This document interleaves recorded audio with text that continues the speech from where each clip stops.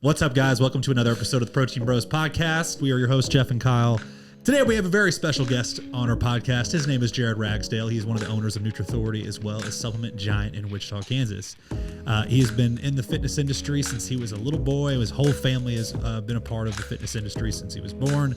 And he's got a phenomenal story. Please tune in. Let us know what you think in the comments and appreciate you listening as always.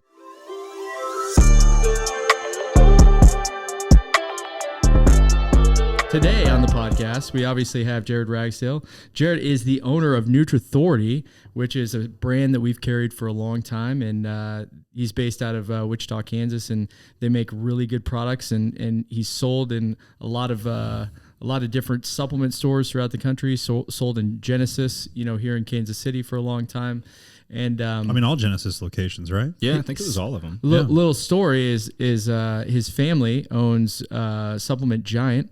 Supplement Giant is the first place I ever bought supplements in my entire life. I walked my probably 14-year-old self into a Supplement Giant, and I said, "Give me the good stuff." And I don't know who it was. It might have been your mom. Did your mom used to work in the store? Yeah, she still works in the store. So your mom was like, "This is the stuff right here," and I got some Inno Explode, that was dog. the stuff, man. That was the stuff. This was probably up to 3 scoops. 2002. Yeah. Maybe, or 2001. Inno Exploded just hit the market. I went home. I freaking triple scooped that because what it said on the label was 1 to 3 scoops. I said, all right, it's time to do 3 scoops. Did 3 scoops of that shit, and I was hooked on supplements ever after that. Absolutely. Yeah. That was also one of the best pre-workouts of all time. Yeah. It was great. It was great. I would take that stuff in high school, and I would just sit in my chair just waiting for it to kick in. I was like, once I was vibrating, I was like, all right, it's time to go to the gym, man. I'm ready. That had to have been in 03, 04. Yeah, no sometime way. around there. Yeah. You guys are my age, right? Yeah. I turned 35. Yeah, I'm 34. I'm about to turn 36. Okay. The crazy thing about Inno Explode was it was the first time in my life that I'd had that amount of caffeine, and then also first time ever taking beta alanine. Yeah. So you're tingly, and you also have more. You could run through a wall, and you've never experienced that before. Yep. They just hit the nail on the head with that because it was such a freaking mega dose of caffeine. I mean, looking back on it, it probably was 300 or 400 milligrams of caffeine. Yeah. And it was just insane. I mean, for a long time, you came in the store and all we had was Explode and Super Pump 250. And it was, there was a few other things here Super and there, dump. but yeah, Super Dump for sure. Dump Yeah. 250. Yeah. So tell us what it was like. I guess you have a totally different perspective on the fitness industry because you basically grew up in it. Yeah. Give us an idea as to what it was like growing up with a family that owned a retail supplement store and as well as fitness equipment. Yeah, as well as fitness equipment. Well, they opened the store when I was 2. It was 1990. And so my brothers and I, we hung out in the back room every day. We had 2 bean bags, I think a Super Nintendo and a cable box, and we would just hang out back there. And we had a pretty much perfect setup, though. It was pretty awesome. And then, we were right next to a grocery store called Dillon's. And so, we're familiar. we just make our way over to Dillon's. It was just a quick walk. So I went over to Dillon's and I would screw around all the time. I would get 26 cents a day that my dad would give me to get 1 piece of candy that I could go over to Dillon's and get a piece of candy every day. And so amazing. I do that. But some good memories there. Yeah, no, one of my favorite is my mom talks about, I don't remember this, but I was in the back and I must have gone to the bathroom and it was just me and her, and she was with an equipment customer, treadmills or something, doing a treadmill presentation, and $2,000 treadmill or something, and I'm in the back room just screaming, "Mom, come wipe me! Mom, come wipe me!" Couldn't wipe my own ass yet. Yeah. So that's where I grew up, and so I grew up with the bodybuilding magazines. I grew up with my dad worked out. We had a gym in our basement, and we had fitness equipment everywhere. I went to trade shows for fitness equipment. I had met a lot of the Jay Cutler and people like that. I met pretty early. I met Jay Cutler at your Rock Road location, dude. Oh, okay. That was in 2005 or maybe 6. No, it wasn't us. That was Affordable Supplements. Oh, was it? I think they're out of business now. Good Was job, it Kyle. really? Good job, Kyle. Sweet memory. big Was it fail, right Kyle. by you guys? It was right. They moved in right across the street from us. And so they originally had been. My bad. Yeah, that's all right. We had Ronnie Coleman at one of ours in 2000, that was 2012. You probably weren't around in No, I 2012. wasn't. But we had Ronnie Coleman, and we've had Phil Heath, and we had people like that. But That's awesome, dude. Yeah, I met Jay at one of the expo events. He was there with Chic, I think. The wrist wrap. WWE guy. Jake Sheik. No, the Iron company. Sheik. That's crazy, man. I was emailing that dude when I was like 14 years old too. I was like, hey Jay, how do I get my shoulders and my triceps? They're not cut like I want them to be. Like, what do I do? And dude always responded to me. He was very nice. Are you kidding me? Always. That's amazing. Cuts280@cox.net. That was his email address. No kidding. Yeah. And I'd email him all the time, and he emailed me back. Cuts280. Cuts280. Yeah, that was his email. And I can still go back. Like, I've got my email from that, and I can still go read those messages I sent. How fun, man. Even when I was in college and he won the Mr. Olympia, like the first time. And I came home and I was like wasted. You know, it was one of those nights, and I was like, oh, Jay Cutler won. Yeah. He won Mr. Olympia. So I'm like, I gotta hit him up. I was like, Jay, congrats, man. Good job. You did it. You did it. I knew you could do it. And then, you know, I read it now, and I'm like, oh God, that's embarrassing. Well, but that was cool. You know, Is that where you got your love for bodybuilding? Because, you know, for those who are listening, like you were very big into bodybuilding. You are you still a prep coach currently, or you still have clients? No, but for a long clients. time you were a prep coach, and you know, when I thought about Wichita bodybuilding, I thought about you for the longest time. well, thanks. 316 Fit. 316 Name of the Fit, business. Mm-hmm. And so, is that kind of the era? I mean, dude, it's not hard to get into bodybuilding when Jay Cutler's replying to your emails. True. Yeah, no, I was interested. You know, it's a combination, right? I think it's a combination of growing up in the industry, seeing these guys and what they looked like, and my own massive insecurities about the way that I looked, right? And I think that's a lot of people that are getting into working out, especially bodybuilding and things like that, is just covering up something they don't want to deal with anyway, right? But that was definitely like the introduction to it. Was my dad worked out, my dad was in shape, he had big arms, he had a big chest, like he was the first influence there. And then all the magazines and all the guys like Jay Cutler, that was it. Yeah. For sure. So you're that in a started unique, early. You're in this like unique spot, dude. Like it's so interesting to think about your story, because not only have you grown up in this culture, in this environment since you can remember, literally, and you're the only person I know that I could talk to that's done that. Yeah. Just so you know. Nice. So your perspective has got to be so awesome. And so with that being said, you guys have also, as a family, in some way, shape, or form, I feel like have at least monetized almost every single avenue you possibly could outside of maybe owning a gym. Have you guys done that yet? No, we thought about it. Because I was going to say, like, you guys, I mean, your wife and you even do the tanning for local competitions, right? Yep, we did did. the tanning there. You've done the health coach side of things, diet coaching. You guys do meal prep. Yep. Supplements, fitness equipment. Yep. Is there anything I'm missing? No, I think that's it. Which is just incredible. Yeah. Out of those avenues, is there one that you like totally would say, hey, like, buyer beware? Buyer beware. Tanning, for sure. Tanning is the one. Where do people lose all their money? Paying the sponsorship fees. Okay, so like for you to be the official tanner, To be the of an official event? tanner, I made less money than when I was the unofficial tanner. Wow. Yeah, they were charging me like $1,500 a show.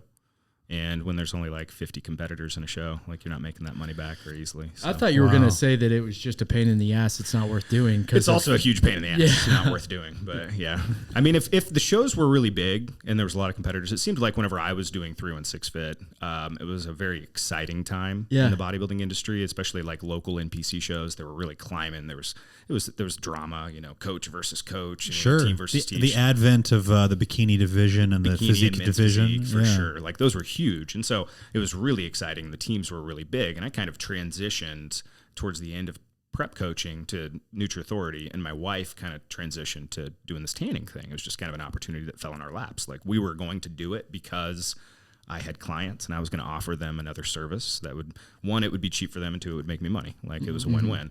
And then we got you're like totally vertically integrated. Yeah, completely. And so then we actually got hit up by Jan Tana, the owner of the spray that we were using, right? And she's like, why don't you go after the sponsorship for these shows and I'll help you. And I was like, all right, I'll do it. Sure. We'd only tanned like 20 people at that point in time, but I went after it. Chad and Kim had the shows. I talked to them. I'd known them from coaching. And so I was like, hey, I'd like to throw my hat in the ring, and I'm serious about this. And we got it the next year. So it was great. It was a great learning experience. It's a lot of fun. My wife loved doing it. Not the prep for it.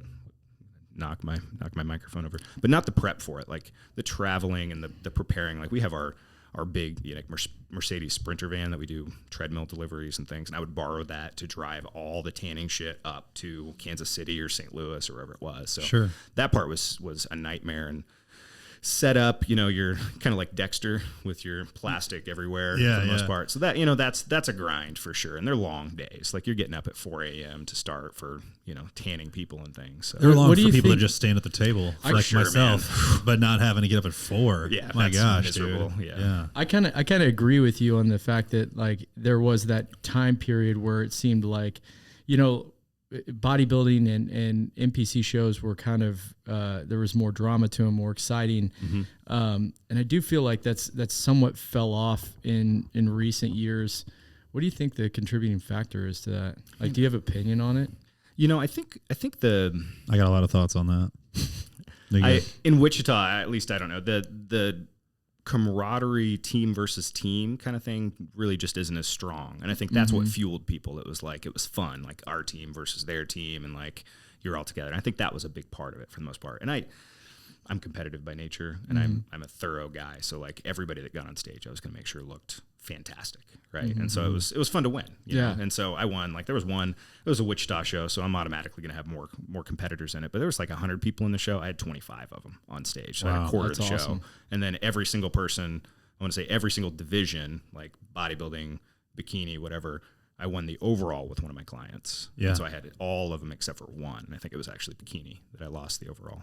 I didn't lose, but Totally. When your athletes did. And I think that speaks to exactly what my thoughts were on it. Is just you're exactly right. There used to be these team aspects of each one of these shows where you would have team versus team, ego versus ego, which is fine. It's great for the sport, and like gym versus gym sometimes even, right? Yeah. And so I think that with the advent of people, slowly but surely trusting more and more random coaches you find on Instagram or online, you just don't have that atmosphere anymore. Now people are just totally okay with not having any kind of representation at their shows to help them. They're always, it seems like at the end of the day, they're scrambling for somebody local to like check on their, their posing or check on their, how they're going to do their peak week, but like, it just seems to be so many more athletes these days are not going with a local coach. Yeah, maybe, social media was still popular then. Instagram, there weren't stories and things. So, kind of dating the era a little bit. There weren't stories. And I think that changes things quite a bit. And I think it's really pushed people online for training where they're not looking for the local guy. They're looking for either who's the best bang for my buck, who do I think is a really good person. Maybe they're an influencer. Sure. And they end up hiring somebody that affiliate with a brand that they aspire to be like. Yeah, or they're with a brand that they like or something like that. So I do think that's a lot of it. People are just spreading out more. Correct. And that's, it's great for some people's business and not for others. But yeah, really, I think it's definitely played a role in local fitness. For sure. For sure. And not as many competitors. And I think also at the same time as we were doing this, like people were transitioning more to these online coaches and so forth at the same time as promoters were starting to come up with more shows, especially on the natural side of things. Yeah. To where it's like now there's, 27 shows in every area every year in some capacity. Well, so some of them aren't even sanctioned of any, like we have a few here, I think every year that just have their own trophies, and their own, like it's me not versus me or something. There you go. Me versus me. There was another like with an O, another like organization. Yeah. That was just like brand new. Yeah. But yeah, I'm like, man, just feels like we're diluting it quite a bit. So that's a big part of it. I think also there is a big part of how many people they pushed with pro cards. If you think about how easy it was for people to get a pro card, it's really just the IPE. Are we talking? Are we talking NPC, NPC? NPC, IFBB Pro. I mean, so they've been throwing pro cards out. Oh yeah, the way that you go through this, you have to qualify nationally. So you have to win or get second place in a national qualifier. Then you can go to the national show. And if you win the national show, and a lot of them, if you get second place, you still get a pro card. Yeah. And so a lot of it's 2 pros per class. Bikini class has how many different height divisions? A, B, C, D, E, F. I mean, you're already at 12 pro cards just for that. Then you go into every single division. Then you do this 4 times a year, and all of a sudden, I mean, bodybuilding's not that big. There's not thousands and thousands and thousands of people that are doing every show. Sure. So slowly but surely, they're taking this big group of people that are competing on the local level. They're pushing them national immediately because the allure of turning pro is what they're after. Of course, right? Of course. And even competing on a national stage is cool. Yeah. Before they're ready, like it used to be that you had to win the overall to go pro. Totally. And then it was that you had to win first. And then they kind of like diluted it again to, well, if you won second, then you were pro. And there's still shows where I thought you have to get first. Is that actually correct? I think it might be the Team Universe. Because I know because I was thinking the first or second, right? Yeah. And somebody I knew had gotten second. And I was like, oh, so you still got pro card. They're like, No, dude. That might have lost been by 1 point. Yeah, it might be juniors, junior USAs and junior nationals. Mm-hmm. But Is that Pittsburgh or Carolina? Maybe. yeah, I don't remember. One of them's I think junior USAs might be Vegas, and then the other one is I think Carolina. Mm-hmm. Somebody's going to listen to this and know that I'm completely wrong. So That's I have okay. I have no It's idea. okay. I The also bottom line out is of that we're world. diluting the pro. It's just it's sad but cool for other people, of course. Yeah, as it's well. great. But the problem is that these people turn pro, and it's not that they were qualified to be pro. It's that if you play your cards enough times and you put the opportunity out there, you might get lucky, and people may not show up to that show that you did, especially if a lot of them are turning pro. So the guys that turned pro last year, they're not going to be there. So it's a whole new batch. And so these people were turning pro, but not actually competitive on a pro stage. Yeah. Completely. Yeah. So once they turn pro, they're out. And once they get bitten by the national bug too, they're out of the local shows. Mm-hmm. They do one local show, they qualify again, they head to nationals. Right. And so I think that was kind of what's diluted a lot of the local shows. For the most part. and I would say at least in Kansas City, which is the only real knowledge I have on this subject, but there were some guys last year, dude, that went out to like the All-Stars, right? And just surprised the hell out of people. I mean, like, dude, that dude from Springfield showed up and just like looked ridiculous. I forgot his name, but we had some people that we were really eyeing for the overall that we thought were going to win it. And this dude just comes out and it's like you said, it's whoever shows up, right? Yeah. And this dude shows up and just takes the show from everybody. Those and are I was fun like, ones. Oh, you're talking about that Austin dude. He's not from Springfield. I thought he was training with Chad Nichols, right? Down in Springfield. He was training at Rage, I thought. I don't know. You might be thinking about different people, but yeah, I mean, there's. Anyway, the dude was a super freak. He looked incredible. What I was going to say though is that in our generation growing up, it was more common to run into a guy, who was 235 and interested in being 260, 270. 100%. And now, like, if I run into a guy that's young trying to do that, they're like a crazy. It's like, what are you trying to do? Super niche. Super sure. niche. The bodybuilding physique that we all looked up to. I don't know if you guys looked up to, but I looked up to so heavily, is dead at this point. Like, they're the freak show. Yeah. They exist for that point, of the Olympias and the freaks and things, but they're not the ones selling supplements in the magazines or selling supplements on social media. Yeah. Right, Chris Bumstead's massive. If people understood, like they look at him, they're like, "That's attainable." Yeah, and I'm like, if you saw him in person, you have no idea how big that dude is. No, he's still very big. Yes, for looking like a well. natural, kind of guy, he looks a lot better. That's the classic physique, right? So, which I think is cool. I'm glad that we're bringing that back. I'm glad that classic physique is as popular as it is because I think that is the healthier way of doing this for sure, without a doubt. So. What's what was Ziz's big thing? I was about to say anything you can make a lot of things unhealthy. For sure, but what was that like? Is that aesthetics? What was his like? Yeah. Like that was just the craze of that became a thing. It was just like I remember that. The Ziz, we can't even say this word on this podcast. I will say the F word, but I won't say see you next Tuesday. But Yep. He was man. That guy obviously died. But hold on. Here's the thing. So we're all the same age. When I first saw that guy, I was like, why? Who gives a crap about this guy? Because he's not jacked. Yeah, completely. I was like, this guy's small. Like, why? He looks like Kyle right now. Yeah, he might weigh less than I did. He might have. He was not a big guy at all. But the craze of like dudes getting like unbelievably shredded, but weighing 160. Yeah. Was nuts after that. It was. And it was like, oh man. Everybody else was like on a race to get to 200 pounds. And now everybody's like, no. I'm just going to see how many abs I can get. Yep. Wild times. So what made you want to get out of doing the prep for like shows? I know that you're busy with Nutrithority. Obviously, building a brand, I would guess, takes quite a bit of effort and time. It does. Yeah, I was at a crossroads, really, I was doing Nutrithority and trying to build the brand, and I was also coaching on the side, and I was really trying to live two different lives, and I couldn't do both of them at 100%. Right. I started to notice that my dedication to my clients started to slip. I was slower to answer my emails. I didn't care as much. I found them, less entertaining. Fulfillment. Less fulfillment. Yeah. One was taken from the other. Yeah. And so at a certain point I was just like, I'm done.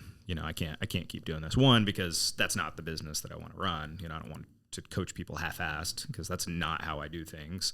And I can't give this the effort. And if I'm really being honest, like there's way more potential with Nutrithority than there ever was with coaching. For sure. I was always, pigeonholed into my time, right? With through and 6 Fit. If you're the coach, you can only work with so many clients, but Right. you know, how many bottles I sell is not determined by my working hours. Sure. that Yeah, kind of yeah. thing. So that was ultimately the real decision maker on that one, was that I could go further. But I look back every once in a while. 3 and 6 Foot was fun. You can work any time of the day from a laptop most of the time, because I was coaching most people online all the time. And so I could have been working, you know, an hour here, go do stuff, go work an hour later, and then What are probably 3 hours a day is probably all I was ever really working for 3 and 6 Foot. with your brothers? They are obviously you have 2 older brothers. Yep. For everybody listening, and I'm the baby. yeah. I mean, how much younger are you than your oldest? 5 years. Okay. Yeah, 5 to 6 years on Jason, and then Ryan's 4.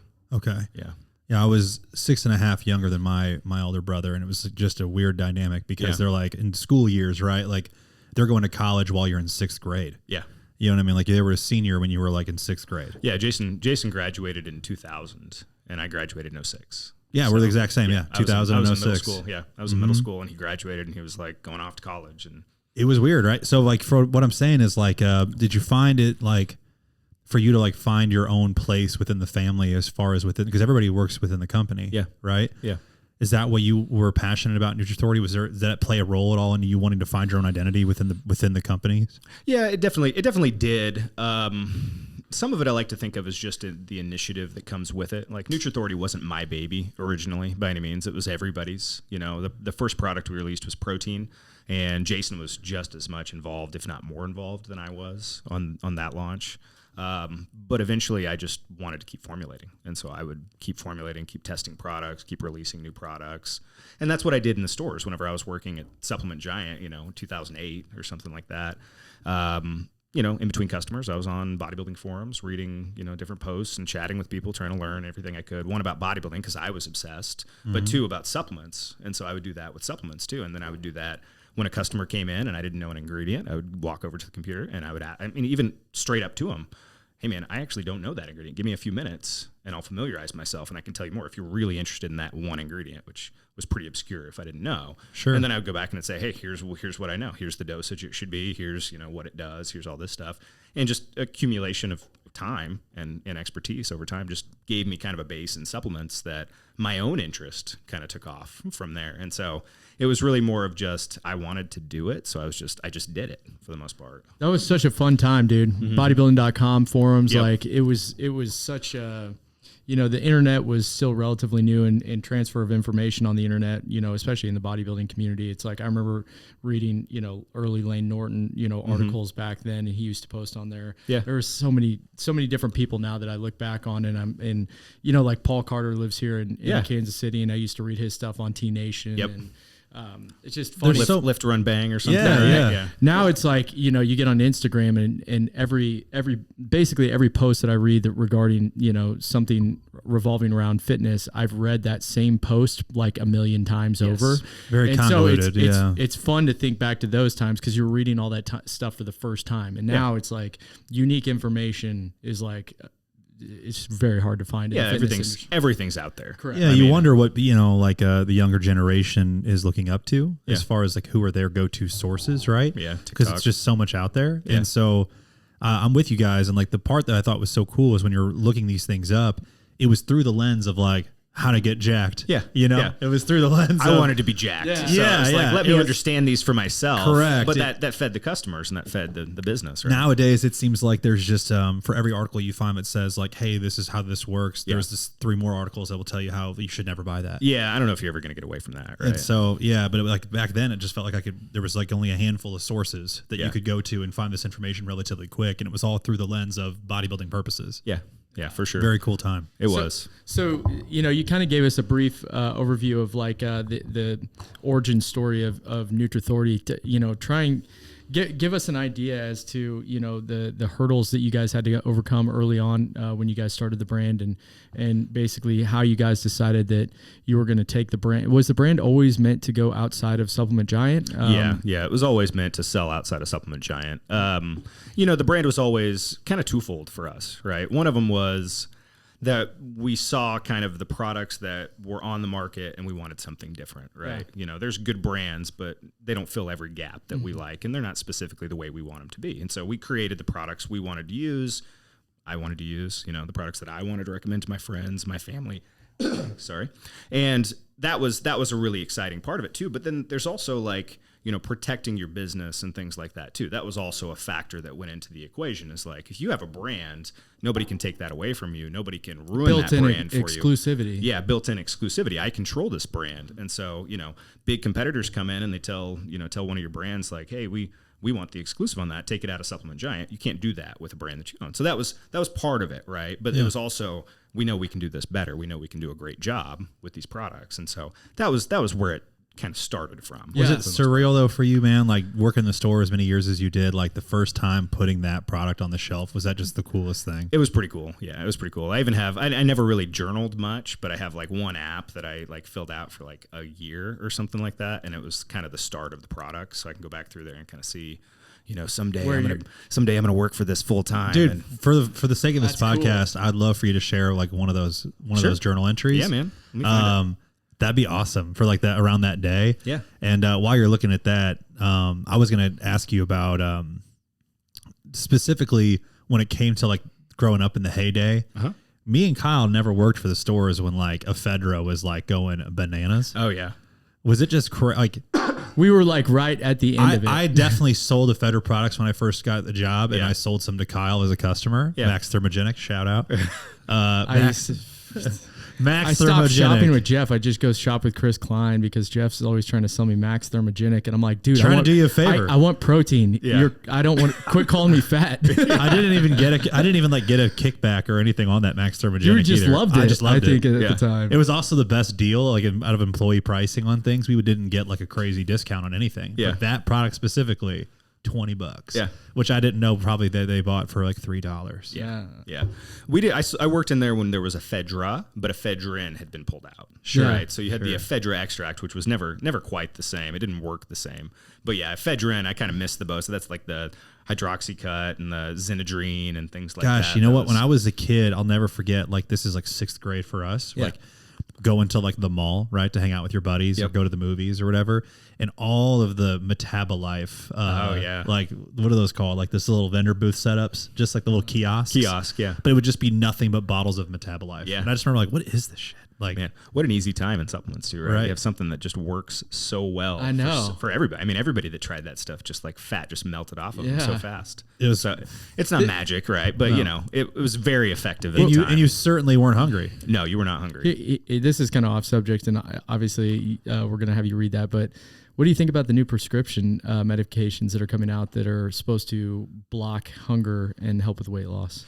There's one that's the diabetic one that's brand new, right? My wife watches the Real Housewives shows. She's obsessed. She wants to do a housewife podcast. Sure. Actually, if she's listening, she should launch when it, she dude. listens to Here's this, your sign. Launch it. You better do it. Yeah. And no, she watches that and they're all on it. They're all on it. And they start dropping weight like crazy. I can't say I know too much about it. Yeah. It's getting bananas. My girlfriend works at a med spa, and she's telling me about it. And I was like, is it just metformin? She said it was a diabetic medication. No. I was like, is it just metformin? She's like, no. If I remember right, it slowed gastric emptying. Maybe it slows like digestion rate of food. So maybe that's part of the hunger that's not there. Keeps you full. It was longer. So Andrew Huberman just talked about this on Joe Rogan's podcast, and he said there was a guy who was a biologist who was studying some kind of monitor that never eats, like eats once every 6 months or something like that. Yeah. And he was really interested as to why they only eat at once every 6 months. And he said that there was a peptide that they basically found, and that peptide is what makes them not hungry. Yeah. And it also helps with, I think it was helping with some kind of providing energy while in a caloric deficit in some capacity. Yeah. And so they found that, and they basically use that peptide in this new product, and I can't remember what it's called. But it's very interesting. Is it the Ozempic? Ozempic. Oh, yes. Ozempic. Yeah. That one. And they, but the problem is I believe people are losing they're losing bone mass, muscle mass, like fat mass, like it's just like indiscriminate on like how you're losing weight. There was a picture of Jessica Simpson recently where she was like Skeletor skinny, right? Like skin falling off her face. And I think that's what I heard. You know, I'm really not an expert in this area. My wife would tell you, but it was like she used this drug and it like causes too fast a weight loss for some people, and it comes from everywhere. Dude. Just off your face too. You don't want to lose it there as much, right? Yeah, you don't lose any volume. My question would be like, if you gave that person, like, hey, you're still going to eat 1 gram per pound of body weight, of protein. would that still happen? That's the interesting. Yeah, how That's a much good would you be question. able? Yeah, like if you just crushed essential amino acids all day, every day, and just Would you drank be on able those. to maintain muscle mass? Yeah. Is that I think I think Because you probably would. What I'm saying is like, are these people losing just a massive amount of weight, and it's indiscriminate because they don't know how to eat prior to taking it, so they're just eating virtually no protein as it is. But if you ate more protein, would it help? Yeah. Anyways, I didn't know if you had any thoughts on that. Well, you got to wonder: are these people training, weight training, resistance training, trying to stimulate the muscle in the first place? Yeah. Are they eating enough protein? Like, are they doing those two basic things? I doubt it, Yeah. for the most Right. part. Yeah. And they're just regular people that are just trying to lose some weight, and they're just taking this little injection or something every day, whatever it is. It's an everyday injection. I don't know if it's every day. I'm pretty sure it's an injection. I want to say that's like that's what Hannah said. subcutaneous. There you go. Reduces blood glucose through a mechanism where it stimulates insulin secretion and lowers glucagon secretion. All right. Man. What a time! Will this turn into fin? That's the real question. What's going to kill you about this in 5 to 10 years? Well, yeah, this is definitely going to give you cancer, but for the least time you'll be being, skinny, you're right? going to look like a ghost. You won't have those chubby cheeks anymore. That's right. That's what matters. Oh man. If there is an ingredient, did you find that by the way? Yeah, I got it. Let's dive back into putting a product on the shelf. And this is how many years of you working within the store before you guys have your own protein? This is the date on this is April 29th, 2015. So I'd been in the store for from 2008, something like that. So 7-8 years. 7-8 years, somewhere in that range. But literally at 2 years old, hanging out in the back of the store. Yeah. I was always in the store for the most part. Right. I was always involved, but for a long time we didn't want to go into the family business, right? Nobody Sure. wanted It to probably work. was not cool to you at No. one point. Yeah. No, and it was also a lot of work. Yeah. You looked at my parents, and they were chained to the store for Right. the most part. If they wanted to take a vacation or something like that. So we're like, we don't want to live like this. Turns Right. out we do Yeah. live like this. It's just how it goes. But we didn't want to Yeah. at the time. But that's when it was mostly fitness equipment. Supplements weren't the dominant part of it. It was a little bit of supplements over on the side, and then around the year 2000, and then really beyond that, it changed to dominance of supplements more than anything else. Yeah. Totally. All right, let's hear this. All right, so this is when I got our amino factor flavors in for the first time. So we released Candy protein. apple. Caramel Yeah, apple. caramel apple. Right, caramel apple, I took a dog. picture too, right? Yeah. So, It was a game changer. yeah, it says in here, we received our first shipment of amino factor today by Nutrithority. 3 of the 4 flavors have come in, and the feedback has been tremendous. I think I sold 12 or 13 of these myself today. I know this is going to be a big hit, and so far the brand is growing incredibly well. The future is frustrating and exciting sometimes. I wish I could do this on my own and not be stifled, but I have to stick with where I'm at for right now. I'll push for more of a lead of Nutrithority soon and start selling it on my own. And then that really happened. Here I am. So I love it, dude. That was about a year before I did, I think. that's the I guess talk to us about being young and hungry in a situation where it's like you have probably influence from your parents coming in saying, Yeah. hey, hold your horses. Like you probably at that point in your life, you definitely don't understand cash flow yet because No. you haven't built up, Yeah. it takes a while to really be working in a business to understand like, okay, this is what our ordering pattern needs to be like. Yep. This is, how much we need, talk about that as far as the frustration you were feeling. Well, I mean, the frustration is in a family business, the family decides, right? And a lot of times it's my dad more than anything else. He's kind of the leader of the family. And that's always been kind of the frustration. You're like waiting on him to pull the trigger on things. And so, like Nutrithority's LLC, we waited on the LLC for months and months and months. And we're like, hey man, can we get this going? Where's this at? We're ready to place this protein order. We'd already gone down to the manufacturer, toured the manufacturers, like decided on flavors, tested everything. We're like ready to pull the trigger. We need a bank account.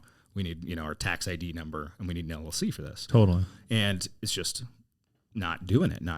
He's got other stuff going on. He just puts it off. Then finally we realized at one point in time, all he had to do was send an email to his lawyer. Like this wasn't anything big. This was a real small thing. And I think that was kind of like a catalyst, like do it on your own. Like you can, so my theory, and it's really developed more, is that, I'm going to ask for forgiveness more than I'm going to ask for permission because I'm doing something, even if it's wrong, even if I wasted money, even if I did something else, at least I'm trying something. But it took me a long time to get in that mindset because, the family is so, it's such a controlling kind of an atmosphere where everybody kind of falls in line in the family, Sure. and you don't. There's a comfort level there. Yeah, Well, yeah. dude, it's also kind of weird that it's like you're talking about, money, business dynamics, and then also, you guys are hanging out during Thanksgiving. Yeah, and you're completely. supposed And to that's what Thanksgiving is, right? Yeah. Half the time is talking business. Like that's the downside to being in business with your family. Is Totally. there's no escape for the most part. You have to like There's intentionally. no on-off switch to it. Yeah, and it's like just something comes up in conversation, like, oh yeah, this one thing happened, and then you start talking about business again, right?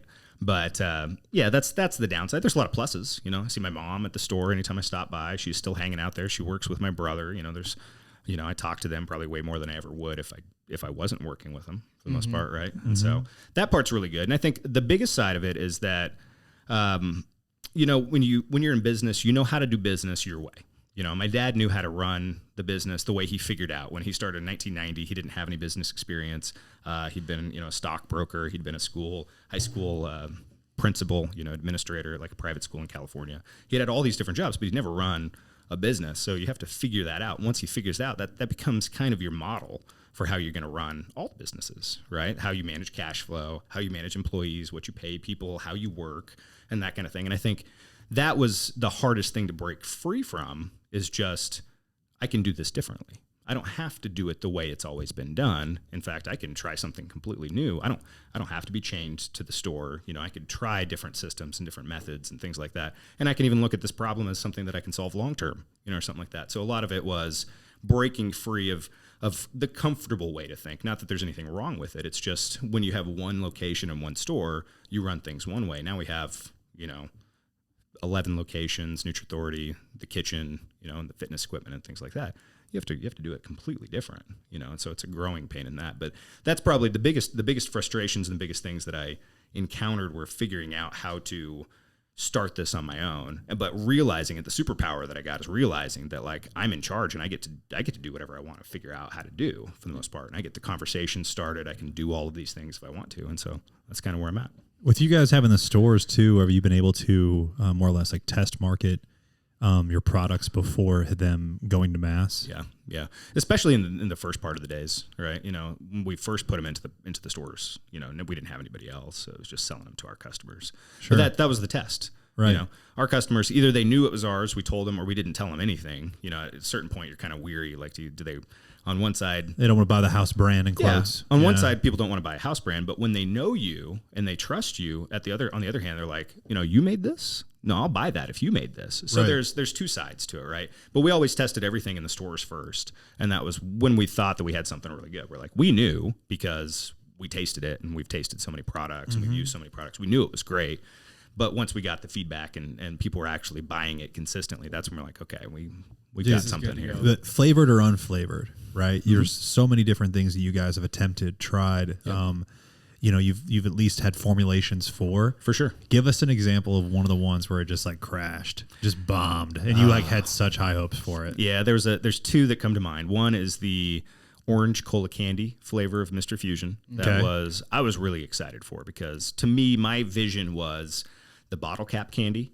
I wanted it to taste like a bottle cap. Love bottle caps. I love bottle caps. Yeah, like Wonka. I'll still get bottle caps, and dextrose, by the way. Yeah, right. It's delicious. Right? It's delicious. It's great post workout. Yeah. So I'll still get bottle caps, and that's what I wanted to taste like. So I told the flavoring chemist, like, this is what I want it to taste like, and they gave it to us, and I was like, this is dead on. This is great. It's perfect. Yeah, people are gonna love this. And so then we released it, just bombed, like continuously bombed. I made sample packs. I recommended it, and part of it, I think people were afraid of the name. Dude, 100%. Cola stuff doesn't do well here. It doesn't. Having huge picked flavor it up, in Canada, though. Yeah, it was one of those flavors that people look at and they're like, yeah, I don't know how that. I don't know if I would like that. Fruit punch is you know what I'm saying? Because right? people are like, I don't know if I've had anything that tastes like that. Yeah. It's funny. Like in the heyday, as in like you could have named it bottle caps, and people probably would have. Absolutely. Maybe. Yeah. No one no one understands when we first. Got into the game, like there was nothing that tasted good. Like nothing tasted good. For sure. Like protein didn't taste good, pre-workouts didn't taste good, nothing tasted good. Yep. And so like just make it red and call it fruit punch was just everybody. Dude. Whenever I got in the game, it was just red, shitty tasting, whatever, Yep. but call it fruit punch. And so it's funny how like that would still sell better, I'm sure. I still, It's than absolutely. an orange cola candy that tasted phenomenal. It was by the great. way. It was Yeah. great. I still drink it every once in a while. What was the other one though? What was the other one? The other one was Main Brain is the other product. So Okay. Main Brain was a product that I designed. It's a capsule. It's 3 ingredients. It's Lion's mane? Lion's Mane's one of them. Yeah. Pico 2, which already has some lion's mane in there, so I doubled up on the lion's mane. But Pico 2 is like a blend of I think 6 different mushroom extracts or 7 different mushroom extracts to enhance performance. There's tons of studies on this stuff for Yeah. enhancing physical performance, VO2 max. And now that's everywhere. Yeah, it's all over the place. And then I put Elevate ATP on there as well. That helps support the ATP cycle or the Krebs cycle for ATP production. And so that was my mental and physical performance enhancing product for the non-bodybuilding athlete. CrossFit people would do really well with it. I've got an MMA guy that I'm like, this is really up your alley, that kind of thing. But just a terrible seller, crash and burn. So strange, man. But like here we are. In this day and age, I've never seen more stuff served to me as far as performance mushrooms. Yeah. Oh, Just mushrooms are hot now. The hottest thing ever. Yeah. And it comes to dude, we're over here at Five Below buying toys for kids for Children's Mercy for the toy drive. I'm like, dude, what's going on here? There's like a bunch of mushroom shit everywhere. Really? Like mushrooms on socks, mushrooms on t-shirts, neon mushroom. Oh, really? Yeah, I'm like, are we giving these things to kids? It must be the psilocybin craze, right? Yeah. That's what I mean. Yeah. I mean, I guess. I mean, I would think, but like this is it's kind of like I guess when we talk about we're talking about CBD earlier and how that correlates with THC and people thinking these things are one and the same or this or that. Yeah. It's like people are like talking about how they're buying all these different fancy mushrooms and stuff, and it's like these aren't psilocybin mushrooms, people. Yeah. Like these are. You'll notice a difference. It'll just be more of how productive you are, not the opposite. Yeah. No, there's some cool mushrooms. I think there's a lot to be discovered mushroom-wise still. And like I really like red reishi mushrooms. I don't even know if I say this stuff right. I read this stuff on the internet. Sure. Red reishi mushrooms are really cool, especially for like calming you down, anxiety kind of stuff. That one's awesome. I take turkey tail as like an immune support. Yeah, that's a common one. Yeah, turkey tail's a good one. There's all sorts of cool stuff that's out there. And there's still going to be more that we discover because I know there's like literally millions and millions of species. Oh yeah. Yeah. Unreal. So if let's say me and Jeff were going to start a supplement brand, we're going to get this going. Protein, bro, nutrition. The bro is The Bro Authority. Yeah, bro authority. Yeah, that's good. Yeah. What would your advice be to somebody who is starting up a brand or is thinking of starting up a brand? Maybe things to consider that the average person who would be thinking about doing this is not taken into it. I get served the ads of like, hey, private label, Atomic, yeah, right? yeah, Atomic or something like that. Yeah, I get those so too. for the people that are like looking We'll make at you a that, supplement brand. It only costs $6,000. You just private label. People that are looking at that, what would your advice be to them, or what's the hardest thing about starting a supplement brand that you've ran into? Are we talking? You talking specific to supplements and not necessarily a business or anything? I would just say what you would warn somebody who say I'm going to start a supplement brand. What's the first warning you'd give? I guess. I think people assume that because you make a great product, it's going to sell. And I think that's, general for every product out there, but the best products don't sell. The best marketed products are the ones that sell. And so if you think that by creating a supplement, you're like, I'm going to put all of these ingredients in here that I want. I'm going to make the ultimate pre-workout. It's going to be the best product that's out there and it's going to sell. Mr. Fusion. You're going to be disappointed because it's just not going to take off like you think for the most part, because it's about getting your name out there. It's about marketing your product, branding the product. It's not about just making the best product. And I think, I get caught in a kind of a loop of like, well, maybe if I made a new flavor or maybe if I made a new product, like it would catch on and people would be really excited for it. But that's just rare in how that works. Completely. Most of the time, Yeah. it's just a grind. It's an era. So like and we've worked in the store so long that like, we know, like I can tell you like what year it was based on the pre-workout that was popular. Absolutely. Right. Absolutely. And here's what everybody needs to know. Like, this is important. The best selling pre-workout is typically one of the cheapest pre-workouts. Completely. Yep. It's never a good quality one. It's always the cheapest, more or less bang for your buck. Yeah. But it never ends up being a real bang for your buck based on how little you get. Yeah. Right. So we're talking like back to No Explode was the first one. It was $60, right? yeah. But we sold it for $31.99. Yep. It was like how we even got people in the door. Yeah. Right. C4, that went down. We sold that for $18.99. Yep. Well, C4 used to have 1.3 in it, and when it did, Oh, it was yeah. like, Did it? that's Oh yeah, No, that the was earliest Did it? one. And the earliest one was saying because it really caught on after, right? Yeah. It was actually I think the post-Jacked pre-workout of choice. Yeah, I think so. And Jacked obviously was its own era. Yep. And That era, everything had 1.3 in it. Do you remember that? It was like everything. you could come into a supplement superstores and it was like 85% of products For had sure. 1.3. For sure. And they were just reformulating to put it in there if they hadn't already, right? So, I mean, like every brand we could think of, they have their iteration. You know what I mean? It was like, it's like the era of like T-Pain and auto-tune. Yeah. Everybody had an album with some auto-tune in it there for a minute. Yep. But I mean, dude, Justin Timberlake was doing auto-tune. What are we doing? Snoop Dogg was auto-tuning. Yeah. Anyways, people were putting 1.3 in everything. Absolutely. And 1MR, 300 milligrams of caffeine. It was like 3 scoops of Jacked, so Yep. they said, right? Yep. I mean, dude, Titan had Adrenal Prime that would just melt your face off. Yep. That also had 1.3. We sold that Muscle Spike. Muscle Spike. That's what I was just going to say. I mean, Muscle Spike, you couldn't keep it on the That was shelf, dude. Johnny DeTavio. Bro, right there. I sold a lot of muscle spike Diatavio. for you by telling my buddies that were still living in Wichita. I'm like, dude, I was like, Supplement get you Giant some of has that. Muscle Spike. Go Yep. get Muscle Spike because it has an ingredient in it that Yep. is going to make you fly high. One of the mistakes that we made kind of early with Supplement Giant pre Nutrithority was that we were trying to figure out how to incentivize people to recommend products, Sure, right? Which sure. is kind of a hard area to find because we want people to recommend products and we don't want lazy salespeople, but we're also not like commissioning our people. But we Right. try to spiff system, right? We try to buck. You sell these products, we'll let the manufacturer, so like Johnny DeTavio was paying us $1 per unit to our employees if they sold a Muscle Spike.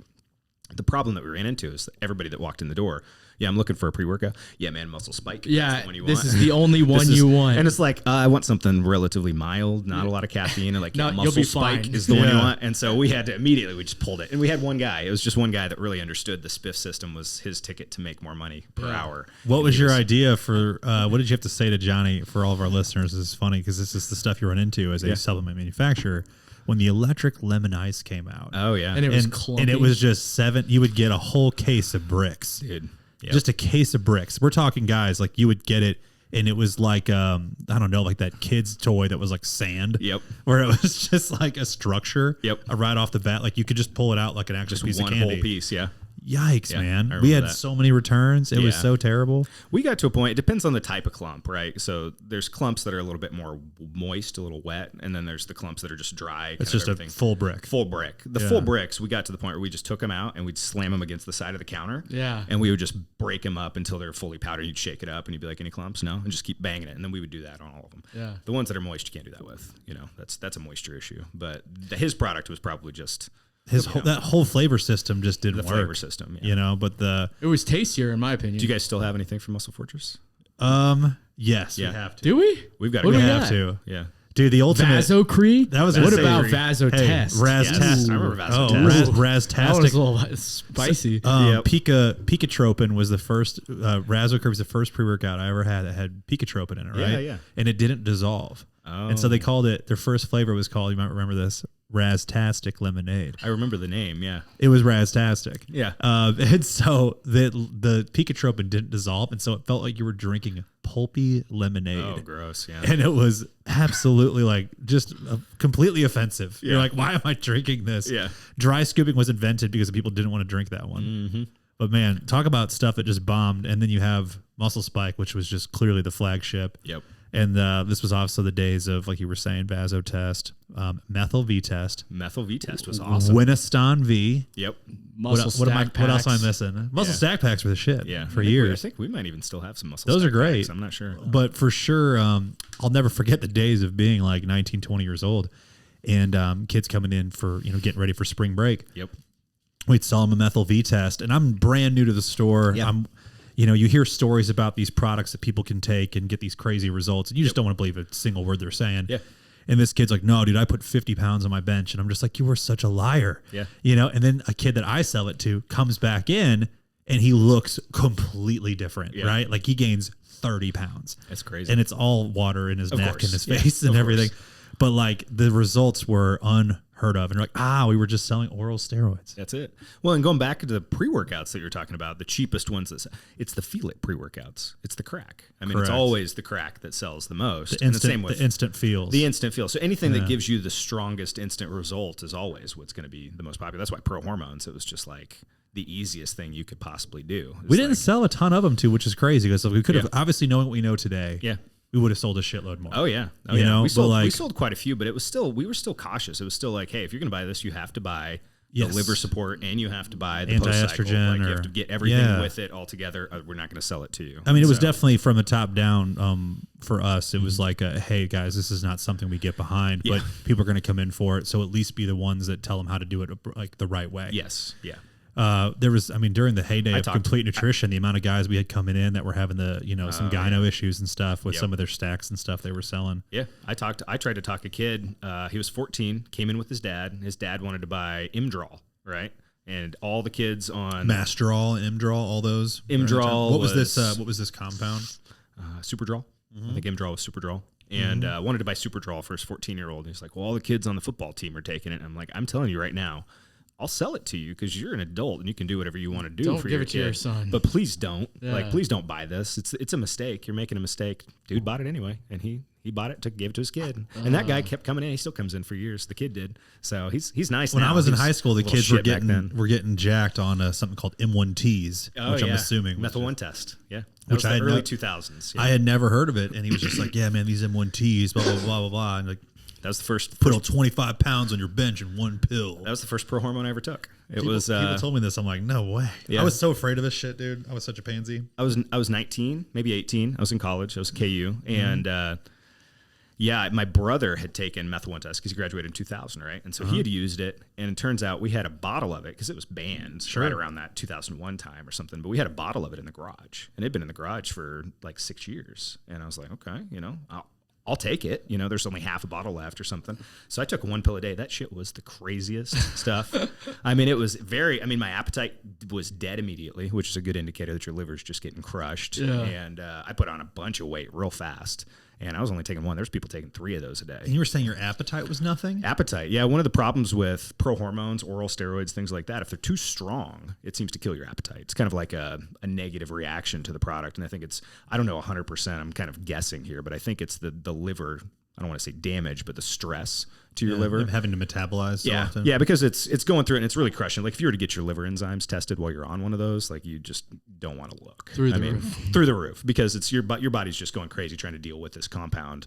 And since it's oral, it filters through you twice, and it's methylated. Dimethylated. Yeah, methylated, so it's very harsh on your liver in the first place. And so, it would just crush appetite. So it's almost ironic, like some of the strongest stuff that you could take, like you can't eat enough because you're not hungry. And that like ruins your results completely. Yeah, high level bodybuilders, they take appetite increasers for sure. Like basically when they're taking massive stacks of stuff because they're taking so many things that are doing exactly that. Yeah. And so with this, I love this conversation because it just it's unbelievable. We haven't had, Kyle and I haven't talked about these days of working in the store in so many years. And it just draws so many like parallels now to like, okay, nobody cares about this shit now. It's because it's not available. There's still the SARMs business is still out there, and you shouldn't. You should listen to me. If you're selling SARMs, you should stop and don't sell them. Aren't they a gray item? They're gray. Yeah. We've still got there's still competitors that we have that are still selling SARMs. Same. And they're, $120. They're buying them for $20. If you guys are listening to this and you're buying SARMs, buy them online. Don't buy them. They're real cheap. But the thing is, though, it's that Wild West era of that. I feel like we're completely almost past it. Yeah, we're past that. And it's just a situation now where it's like, where do you feel like supplement industry? Yeah, where's the supplement industry going? And if it's going anywhere, what's the category? I guess we talked about starting a brand. Like, what would you be cautious of, right? Yeah. To that, I would say, what's the category you would start with first if you were to start over? I think I would go with wellness. I think wellness is where it'll expand the most. Specifically, what in that area? I'm sorry, because that's as broad as it's a very broad. Yeah, was it the turkey tail? Turkey tail. You gonna make some turkey tail pills first? I'm not saying what I would do. I think might have a turkey tail product that works right now. Well, you were asking how do I think the supplement industry is going to change? Sure. Right. And when we got into it, it was really bodybuilding heavy. The people that were coming in the stores for the most part were lifting weights. They were trying to get bigger. They're trying to build muscle or maybe lose some fat, right? For the most part. But the wellness category is really like you guys, like the greens categories and the vitamins and things like that. They've always been there, but like they're skyrocketing right now. And there's so many other products that are out there. Like I'm seeing ads for instead of coffee, I should drink this cocoa beans or something like that. And oh my like, gosh, mud water. Yeah. That one made me just want to be like, what are we talking about? Yeah, so, you're right though. I think the mud water. It's an interesting thing because I think now we're seeing COVID basically kind of launched that for us to where it was like now we have people that are really just want to be more healthy. And when we were, like you were saying, starting out in supplements, I was thinking about getting jacked. I wasn't thinking like I need to be healthy. I was like, dude, I want to get freaking jacked. Yes. And now you have kids that come in and they're like, I specifically want to make sure that I'm healthy. And it is so a cool, strange. That is strange. I wouldn't have been interested in that personally. Yeah, it's cool to see me the that strongest stuff. Yeah. I'm like, what do you have out in the back? Yeah, but to see a 22-year-old dude to be taking greens and a multivitamin over. Awesome. Yeah. It's obviously the best. I think even for his mental health, for sure, is a good call. But I'm selfishly just thinking because of where we're at in age and so forth. It's like we're aging out of that 18 to 34. Yep. Which is just more or less a boy growing into a man. Yeah. And we're like, all right, well now we actually care about our health. We actually care about having a long sustainable life and this and that. And I'm like, is that just because of my age, or is that just because of the trend of where I think supplements is going? I don't know. That's a good question. I think there's definitely a trend in supplements, but it's definitely your age. Sure. You get older. And so I started having those thoughts, because I competed in bodybuilding, and there's things that come with bodybuilding that are not the healthiest, right? Of course. Not in the long term. Not long term, not even short term sometimes. But I started to question things at a certain point whenever I was doing things for bodybuilding that I was like, is this a decision that do I want this to kill me? Is it that important to risk something that could give me a blood clot in my life, or cause heart problems down the road or something like that? Where in your life did you have that conversation? There was many years when I had that conversation when I put it off. Probably started about 24. I had my first son was born when I was 21. So I've got three boys. One's 13, one's 10, one's 8. And so my 13-year-old, that started it, but I really wasn't. I was still a kid. I was 21 barely, and.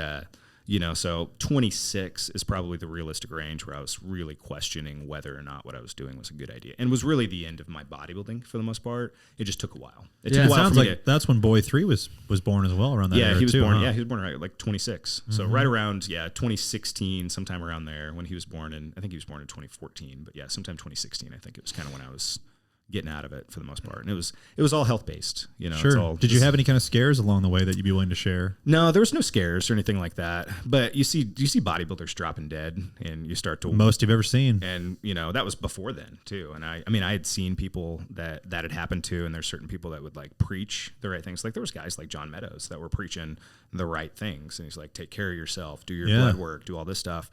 And dude drops dead himself, Yeah, so that supplement store owner here in Kansas City, Chris Bird, R.I.P. I mean, dude, it was super sad. Yeah, dude, just got done with a show, and 3 weeks later. Yeah. So I think that was, I always knew that was a risk, and it was a educated risk that I would take early. But at a certain point, you're just like, what's the reason? Why am I doing this? Sure. It is fun, worth the squeeze. I was really heavy for a long time too. I think the heaviest I got up to was like 260, 265. Yeah. And around that same time was basically where I was like, what am I doing? Like, why am I this heavy? Yeah. You were obviously a better bodybuilder than me, but I started looking around and being like, dude, I'm not like good. I'm not, it's not like I'm like going to be an elite level power lifter, elite level, bodybuilder. I'm literally just carrying around this extra weight for not really any to be the elite total though, to give you some credit to be the strongest guy in the local gym. For sure. Like, what the hell am I doing? Yeah, did you get an elite total though? Or was it a pro total? It was, but the thing is so powerlifting back. It's like those old guys that come in the store. They're like, I used to bench 500 pounds when I was your age. Yeah, but Kyle really did 501. He's got the Missouri some odd record. Damn, dude, that's way more than I ever benched. He did 501 and a half. But the problem was like I was competing. He's just being bashful. I was competing in powerlifting in like 2009, 10, 11. Yep. And powerlifting just shot through the absolute roof, like in the mid, like absolute golden era. And then I was just like getting, like my squat, which was respectable back then. All of a sudden, people are like squatting 200 pounds more than that. And I'm like, whoa. So if you had gotten to CrossFit in like 08, like how crazy you'd be right now. Like is it where you're at now with CrossFit, you'd be going to the games. I would be going to the games, wouldn't I, Jeff? Keep telling me. Keep pumping. You'd have gone to the games. I would have gone to the games. No, I've got one. I've got one for you. They've got the tactical games. Have you seen that? Oh, we had Jacob Hebner on the podcast. There you go. Tactical games champion. I'm just gonna, embarrass myself here. Sorry, I didn't hear that. Yeah, no, it's all good. The tactical games are sweet though. It's like CrossFit and you're shooting stuff, right? Yeah, so. he gives us a really good rundown on it. I hadn't seen it, and dude, he won the whole thing. Yeah, I got a buddy down in Wichita that used to be a trainer at Genesis and stuff, and I trained him for a show, and he's doing the tactical games, and I was just like, dude, absolutely, I would love. I think it's to be growing. involved. It looks like a lot of fun, man. It's super cool. I mean, they would throw I told Jacob, I was like, dude, if you do shooting, because he's got his gym, he's got a gym in a barn, and then you walk out the back of his barn, and he's got a freaking range up to 300 yards. So he just like freaking do thrusters and then like go out there and shoot. And I'm just like, that's crazy. That's about as good as it gets, right? Yeah. That's about as fun as you can have, right? He was like, cops are out here all the time. Yeah, his next door neighbor, he's like, they don't like me and I don't care. Yeah. But going back to what you were talking about, being the biggest guy in the gym or the strongest guy in the gym and whether or not it was worth that kind of thing, that's kind of where it came from. What I started to kind of question what it was that I was getting out of it or what it was that I wanted. Why would you be willing to do things that would potentially put your health at harm to be a bodybuilder? Like I didn't have the genetics to be Mr. Olympia. I wasn't going to be one of the top 5 guys that was out there. I'm not that good. I knew that. And so it was a question like, do you want to be the best guy in Wichita or do you you want to be a good prep coach or what? And so I think discovering what drove me into bodybuilding was really what kind of let it go for the most part. Yeah. What was that? Yeah. It was just insecurity, to be fair. Yeah. So, I think looking at any of the things that we're heavily driven towards, we find a deep-rooted insecurity underneath. I'm 100% in agreement with you. And I never went into bodybuilding. Mine was always my weight. So I just wanted my weight to be lower. Yeah. Was all I cared about. And I never even thought about muscles. But Jeff, I think insecurities can be so many different things. So like if I had to go back and say what got me into weightlifting, if I was going to pin it on an insecurity, it would be related to probably feeling inadequate in sports. Yeah. So not feeling big enough in sports, feeling like I needed to be bigger, feeling like I needed to be stronger. Yep. Jeff would be like inadequate with girls. Like he would always talk about like I work out to like look better for girls. For me to have confidence. Took a long time for him to understand that girls don't give a shit. They don't care.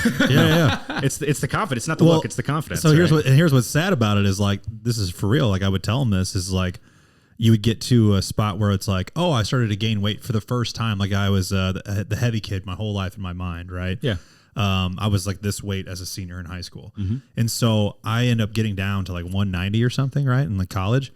And I'll never forget like getting up to like 200 or 210. I felt so like I can't be seen really this big at 210, which I was like a skinny kid, right? At 210. Yeah. But anywho, like I wouldn't go out. I just like wouldn't let people see me. I was just like stay home because I like, hey, and then if I were to, for example, once I found out that like, oh, like I didn't need to be super lean for a girl to find me attractive or for me to, be successful in that area of your life, I was like, oh, well, I don't need to work out. This isn't even like not even important. I didn't even value it. No. You know what I mean? Like for that perspective, I was like, my playing days of football are done. I don't need to be strong for anything. Like, I stopped caring so much about that. And then the only reason why I would ever get in shape would be to make sure I looked good for the store or make sure I got in shape for an event. We had like a banquet or we would have like a vacation or something. I would only get in shape for like events, which is just terrible. Well, so there's one thing that's really become clear for me since I've gotten out of bodybuilding, right? Because for so long, I mean, really since high school, I was driven to like eat the right diet. You slip up and you fudge, but like talking to every other college kid you knew, I lived in an apartment. I didn't have a dorm. I cooked my own meals. I limited myself to getting drunk like once or twice a week. And at KU, that was awesome. Yeah. Right? And I was still working out, and I would get trashed. I'd go home and I'd just chug a protein shake before I went to bed. And so like I had my level of dedication, even whenever I was still like allowing some freedom, right? Sure. But that continued on. I did my first bodybuilding show when I was 20. And then that was like the bug that bit me. And from 20 to almost 30, like I didn't go off my diet. Like I worked out consistently. All in from there, yeah. All in. And then, at a certain point it kind of fell away, right? Like we talked about, like I kind of looked at like what was driving me, what was pushing me to be this bodybuilder, what made me want to be bigger than everybody else. And, it feels good when you get attention. It feels good when people give you compliments and things like that. But it was really like digging into what it was that drove me about this insecurity that let it go away. But what's been interesting is that since that happened, I've found it more difficult to go to the gym. Right. Right. When it used to be so easy. It's funny how like I'm going through the exact same thing, dude. It's so like profound because you got to a spot where you're like, this value has failed. Yes. I know that this value has failed me. But there were certain parts of it that you liked that you had. Absolutely. And it was like, I feel the same way, man. Or like I used to have that chip, and that chip drove me, and that chip's gone. Well, and it's given me an insight to, especially to customers, right? It's given me an insight to people, and I really think there's a hierarchy. There's a hierarchy of goals. There's a hierarchy of importances, and whatever you put at the top, you will accomplish for the most part, or you will stay dedicated to, and it is the thing that you will sacrifice every other thing for. So for me, it was bodybuilding, right? And so if it was sleep, I sacrificed sleep. If it was eating with friends and family, I sacrificed that. Whatever it was, I was willing to do it. Now, that's not my goal anymore. So that sacrifice is really hard to make. Sleep's pretty awesome. Like, I'd much rather sleep most mornings than get up and go. But I was getting up super early before everybody in my house. I'd be back before they woke up. Now I'm like barely able to get out of bed before they are in the mornings and stuff. And it's really given me kind of an insight into people that's not their number one goal. They'd like to lose weight. They'd like to be in shape, but they've got other stuff going on in their lives. And so the people that achieve that number one goal sacrifice everything else in their life, and they're willing to do it. And that makes it happen. But when it's not your number one goal, people try and then they fail. And they try and they fail and they try and they fail because they're trying to implement it the same way as if it was 100% goal as the number one goal. They try to go all in. They try to start the workouts. They try to start the diet. They try to add the supplements. They try to do it all at once. Completely change their life overnight. Change your life overnight. Yeah. And I think that's a doable thing for people if it's your number one goal, if it's the number one important thing in your life. And that's like, or up there, right? It's the top of the pyramid. This is what I want to achieve. Well, then, you'll sacrifice. But if you just want to lose 30 pounds and you have a good life and like you just feel a little bit like you need to lose 30 pounds, you're not going to be dedicated like that for the most part. And you probably not lose 30 pounds because that's a considerable number. Yeah. So was your insecurity like, for those who are not listening that might, not be from Wichita, you had a reputation as being your identity was tied to this. The bodybuilder. Like my buddies, would be like, oh, the Ragsdale family in general are workout royalty. Was that where the insecurity was coming from? Is you didn't want to not be known as that person? No, I grew up small. No, I grew up my entire life. Which is probably like fueled, and I knew this kind of to a small degree, but I was short and I was small and insecurity with women and things like that. And it was just like, I wasn't confident in who I was. Right. And so you're not comfortable with yourself. I'm not comfortable with myself. So I needed to change myself, which I think is what we all do. But really, I think the answer is actually to become more comfortable with yourself. Correct. And that's by, figuring out who you are, what your insecurities are, what's bothering you, what's driving you, that kind of thing. But for me, I was small. People would make fun of me because I was short, things like that. And so that was obviously the huge driver for me. I had two older brothers that beat the crap out of me all the time. It was all in brotherly love, but I couldn't defend it. So I wanted to be stronger. Affected yourself. Yeah. And so I think all of those things kind of played together, but an inherent feeling that I wasn't good enough as I am. Yeah. I think is really what I think was the core thing. I'm not good enough. If I were to put it into words, I'm not good enough. And that drove me towards bodybuilding. Also drove me into business and drove me to start, the business that I did and to do what I've done, start 316 Fit for bodybuilding and things like that. And I think when we get down to it, that's what drives all of us. Sure. I think some of the most successful people out there have the biggest insecurities out of all of us. They leverage them for positive. They're leveraging them. That's what drives them. But that's that's what's so tough is like when do these we talk about this with Andy or there's so many examples of it. But it's like once you recognize that and figure that out, how do you reclaim that drive? Yeah. You know what I mean? That's the part where it's like, I think it's easy. Like for me with working out from the standpoint of like, I shifted from feeling like I was inadequate from like, man, I got to be stronger for this, or I need to, be stronger because I'm competing in powerlifting. I need to be bigger because I'm competing in bodybuilding, to like, I just want to feel better. Yeah. And then I started realizing like, well, what workouts make me feel good? Like mentally, what workouts make me feel like I can, do anything. I can go for a run, yada, yada, yada. And I just kind of transferred that into, instead of feeling like I needed to prove something to somebody, just to like, I'm just going to do what, makes me feel better. Is that kind of where you're at now as you kind of work out with like the bigger goal of like just feeling better and being healthier? Yeah, that's pretty much where I'm at. It's actually kind of an interesting thing. I'm rediscovering what I enjoy. For a long time, it was so driven, so, disciplined that I don't even know what I enjoyed anymore. Workout wise, it was for a goal. Yeah. I went in to do the exercise that gave me the best result.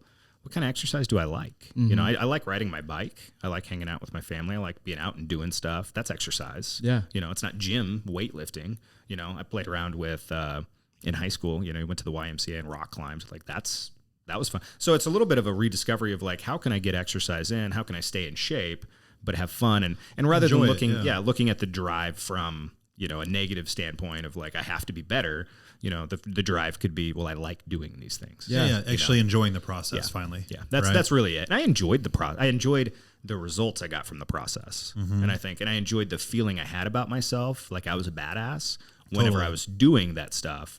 But, you know, you feel like that whenever you're getting the results, but then when the result goes away immediately, you like, it's all fleeting. Yeah. It's like somebody that's really successful in business, and they still have this like underlying, you know, concern about their own success and like, you know, whether they're actually as successful as they think, you know, will they still be successful? Yeah. I mean, I think that all just plays in for everybody. You also get to a point where, you know, where you get like addicted to feeling like you're the only person doing a certain thing. Yeah. Like where you're like, I'm doing this and nobody else is willing to do this. I'm better than you. Yeah. I'm better than you. Yeah. There's a quote from Thomas Merton, and I don't remember exactly what the quote is, but it's, you know, like the sweetest sound is the call that I'm better than other men or something like that. It's like, I'm better than everybody else. And that's like the secret thing that we really love. I'm special. I'm better than you in some way. And I think that drives it, right? Yeah. I mean, and we still see it to this day. Yeah. It's not an all negative thing. Yeah. It's not negative necessarily, but I think that is it's just an honest part that comes with it. It's deriving from an unhealthy place. So that's like, if you can't recognize what that is, you're going to live a lot of years of unhappiness. Yeah. I'm in a weird spot with discipline right now, because I've lived such a disciplined life for so long with dieting. I mean, I got up every morning and cooked my food. Like I didn't meal prep every week. I just like every morning chop up chicken, throw it in the pan, throw the rice in the rice cooker, go get dressed while I'm doing it, stir it around a little bit. Like that's how I lived every day.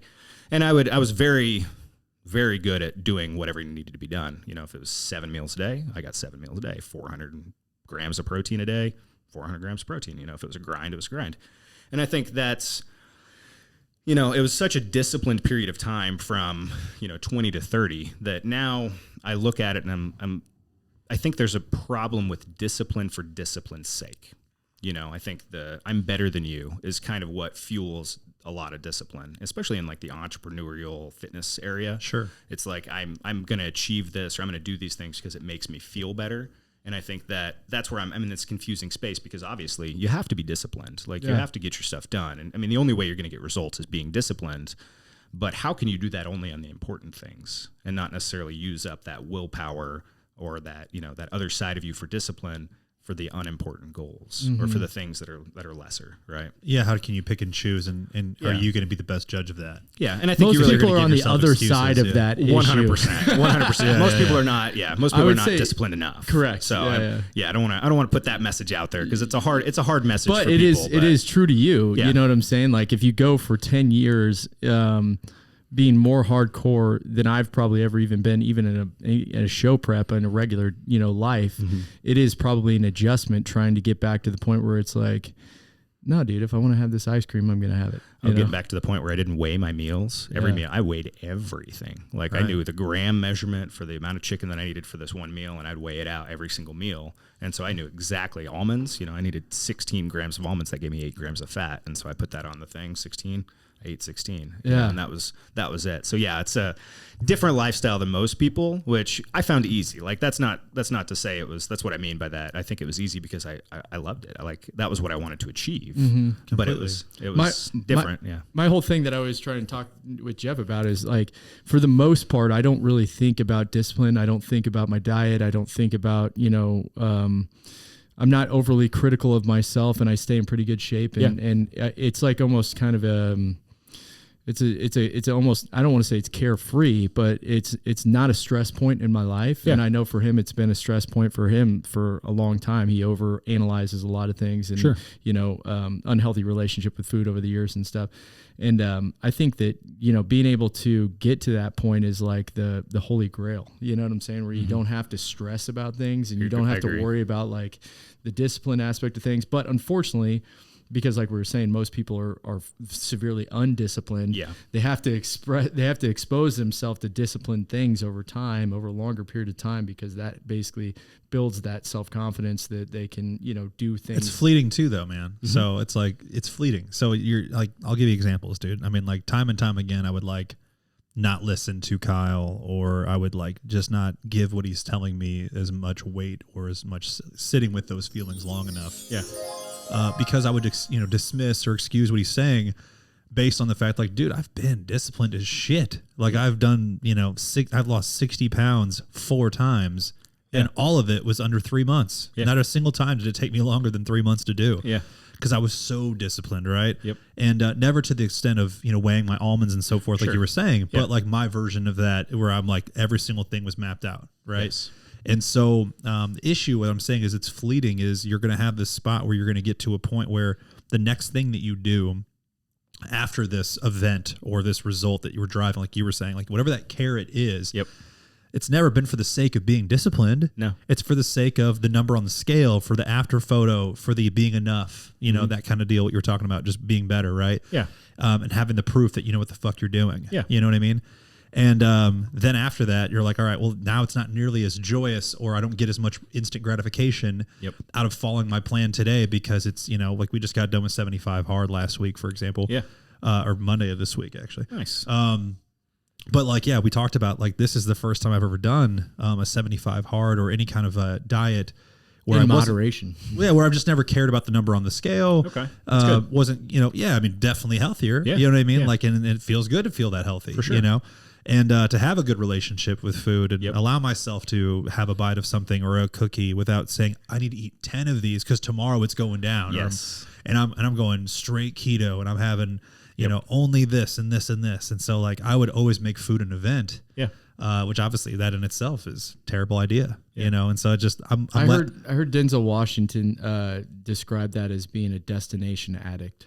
Correct. So, yeah. Oh, totally. Yeah. Like basically, somebody who continue, and you can do this in business. You can do this, happiness, whatever you want it to be. For sure. It's like you just get Create overly something obsessed about the destination, and then once you get to the destination, you realize it's not all that cool, and then you're just like, it's like going on vacation with your family. You're looking forward to it, and then these kids are in the back, like bitching and moaning, and you're just like, shut the fuck up. That is the truest thing. Yeah. So, it's like this was so nice. Next vacation. There's a last thing I'll say is working in the store and like how that affected you as well, right? So when I worked at the store and then I didn't have a healthy relationship with food, I thought about this because I had a bunch of people message me. I posted my results of this 75 hard yesterday, and I resonated with a handful of people. And this handful of people reached out to me on a personal level just to be like, dude, what do you think about this? Or what do you think about that? And it made me think and sit with my feelings on this a little bit longer. And you and I have never even talked about this, but it's like, you take somebody like myself who has always looked at as fitness was a means of me feeling like I had self-worth. Yep. Especially when it came to the opposite sex. Like it was, I had zero confidence. I was like friend zoning myself with every girl you could possibly talk to up until the point of me getting in better shape. Right. So I only used it for that aspect. And then whenever that thing started to shift or change, it was still for just me being a good leader within our store or within our company, or to walk the walk. Right. Be a better example. And so everything was a destination. And when we're talking about in the store, when you're talking to customers are only giving you that. Yes. That's the only thing you hear. And so like, I never talked to anybody that was like, yeah, man, I'm just trying to be healthier, Yeah. Like, this is my lifestyle and I'm not really worried about the scale. Every single person I'm meeting is like, I want to lose 30 pounds in 8 weeks. I want to do, I'm going to do this for 8-week challenge. I'm going to do this 4-week this. I'm going to do this for this crash detox for 2 weeks. I mean, like every single person you talk to. Yeah. And then even on the, in quotes, healthy side, right? You have people saying like, yeah, I'm in a cut phase. Yeah. Which is a phase. For sure. And that's, I got a destination. Yep. And I'm bulking. And all right, and I want to do a clean bulk or a lean bulk or a slow bulk, whatever it may be. Yeah. It's all a program, a destination, a time frame. Yep. No matter what. Yep. Well, it's not always a time frame. I think the time frame is what makes that dangerous. Well, that's what I'm saying. Well, listen, like it's not saying like a 12-week bulk. They're just saying I'm bulking in this bulking phase, and then I will cut it down. And so like I'm always just trying not to be fat. That's my phase. Yeah. For a decade. You Well, know? yeah, I have this. So I think and failing. the best analogy that I use, and I don't actually know, you guys can tell me if it's the best, is Sure. I've always been interested in Spanish. I took Spanish class, in middle school. I took it in high school. I don't know any Spanish. And so, every once in a while I get this wild hair and I want to listen to a Spanish learning tape while I'm driving or do Duolingo or something like that. And, I'll get really excited about it. And then I do that for 2 weeks, 3 weeks, 4 weeks. Maybe I do it for a month or two.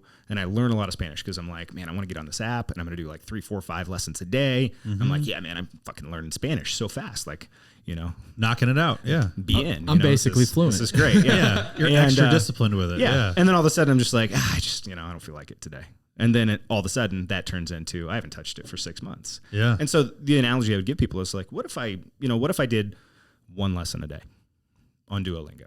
And I just committed to that. Or like 2 lessons a week. Yeah. I was like, at the end of the year, 10 minutes of it a day. 10 minutes a day, something so small. But like at the end of the year, I'm going to be knowing a lot more Spanish than if I did this hardcore push for 8 weeks, 12 weeks, 16 weeks, whatever it is to learn Spanish, but I think that's how we typically go after goals. Right. Mm-hmm. But there was Earl Nightingale was the strangest secret is that you become what you think about or whatever. But sure.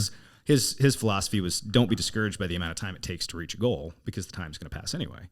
And so I was like, put that time to use. You got a year ahead of you. You got 10 years. Like if you learn Spanish in the next 5 years from like doing one thing a day or one thing a week on your app, but you're consistent with it because that's what you can realistically maintain.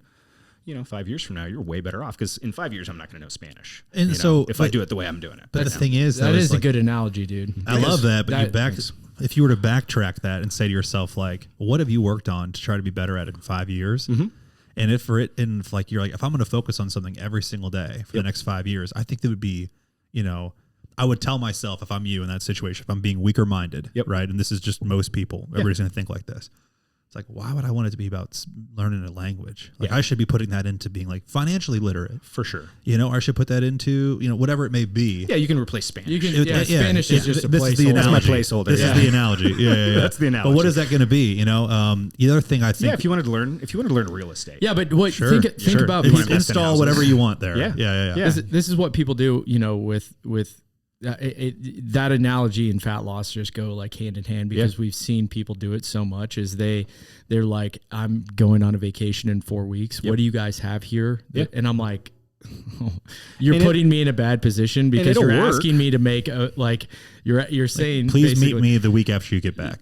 Take a week after the vacation because you're going to do it anyway. And it'll work. They'll get the results. I think that's the dangerous thing is that it does work. And that's why we do it. People go on these, 3 month or 12 week or whatever it is kind of things.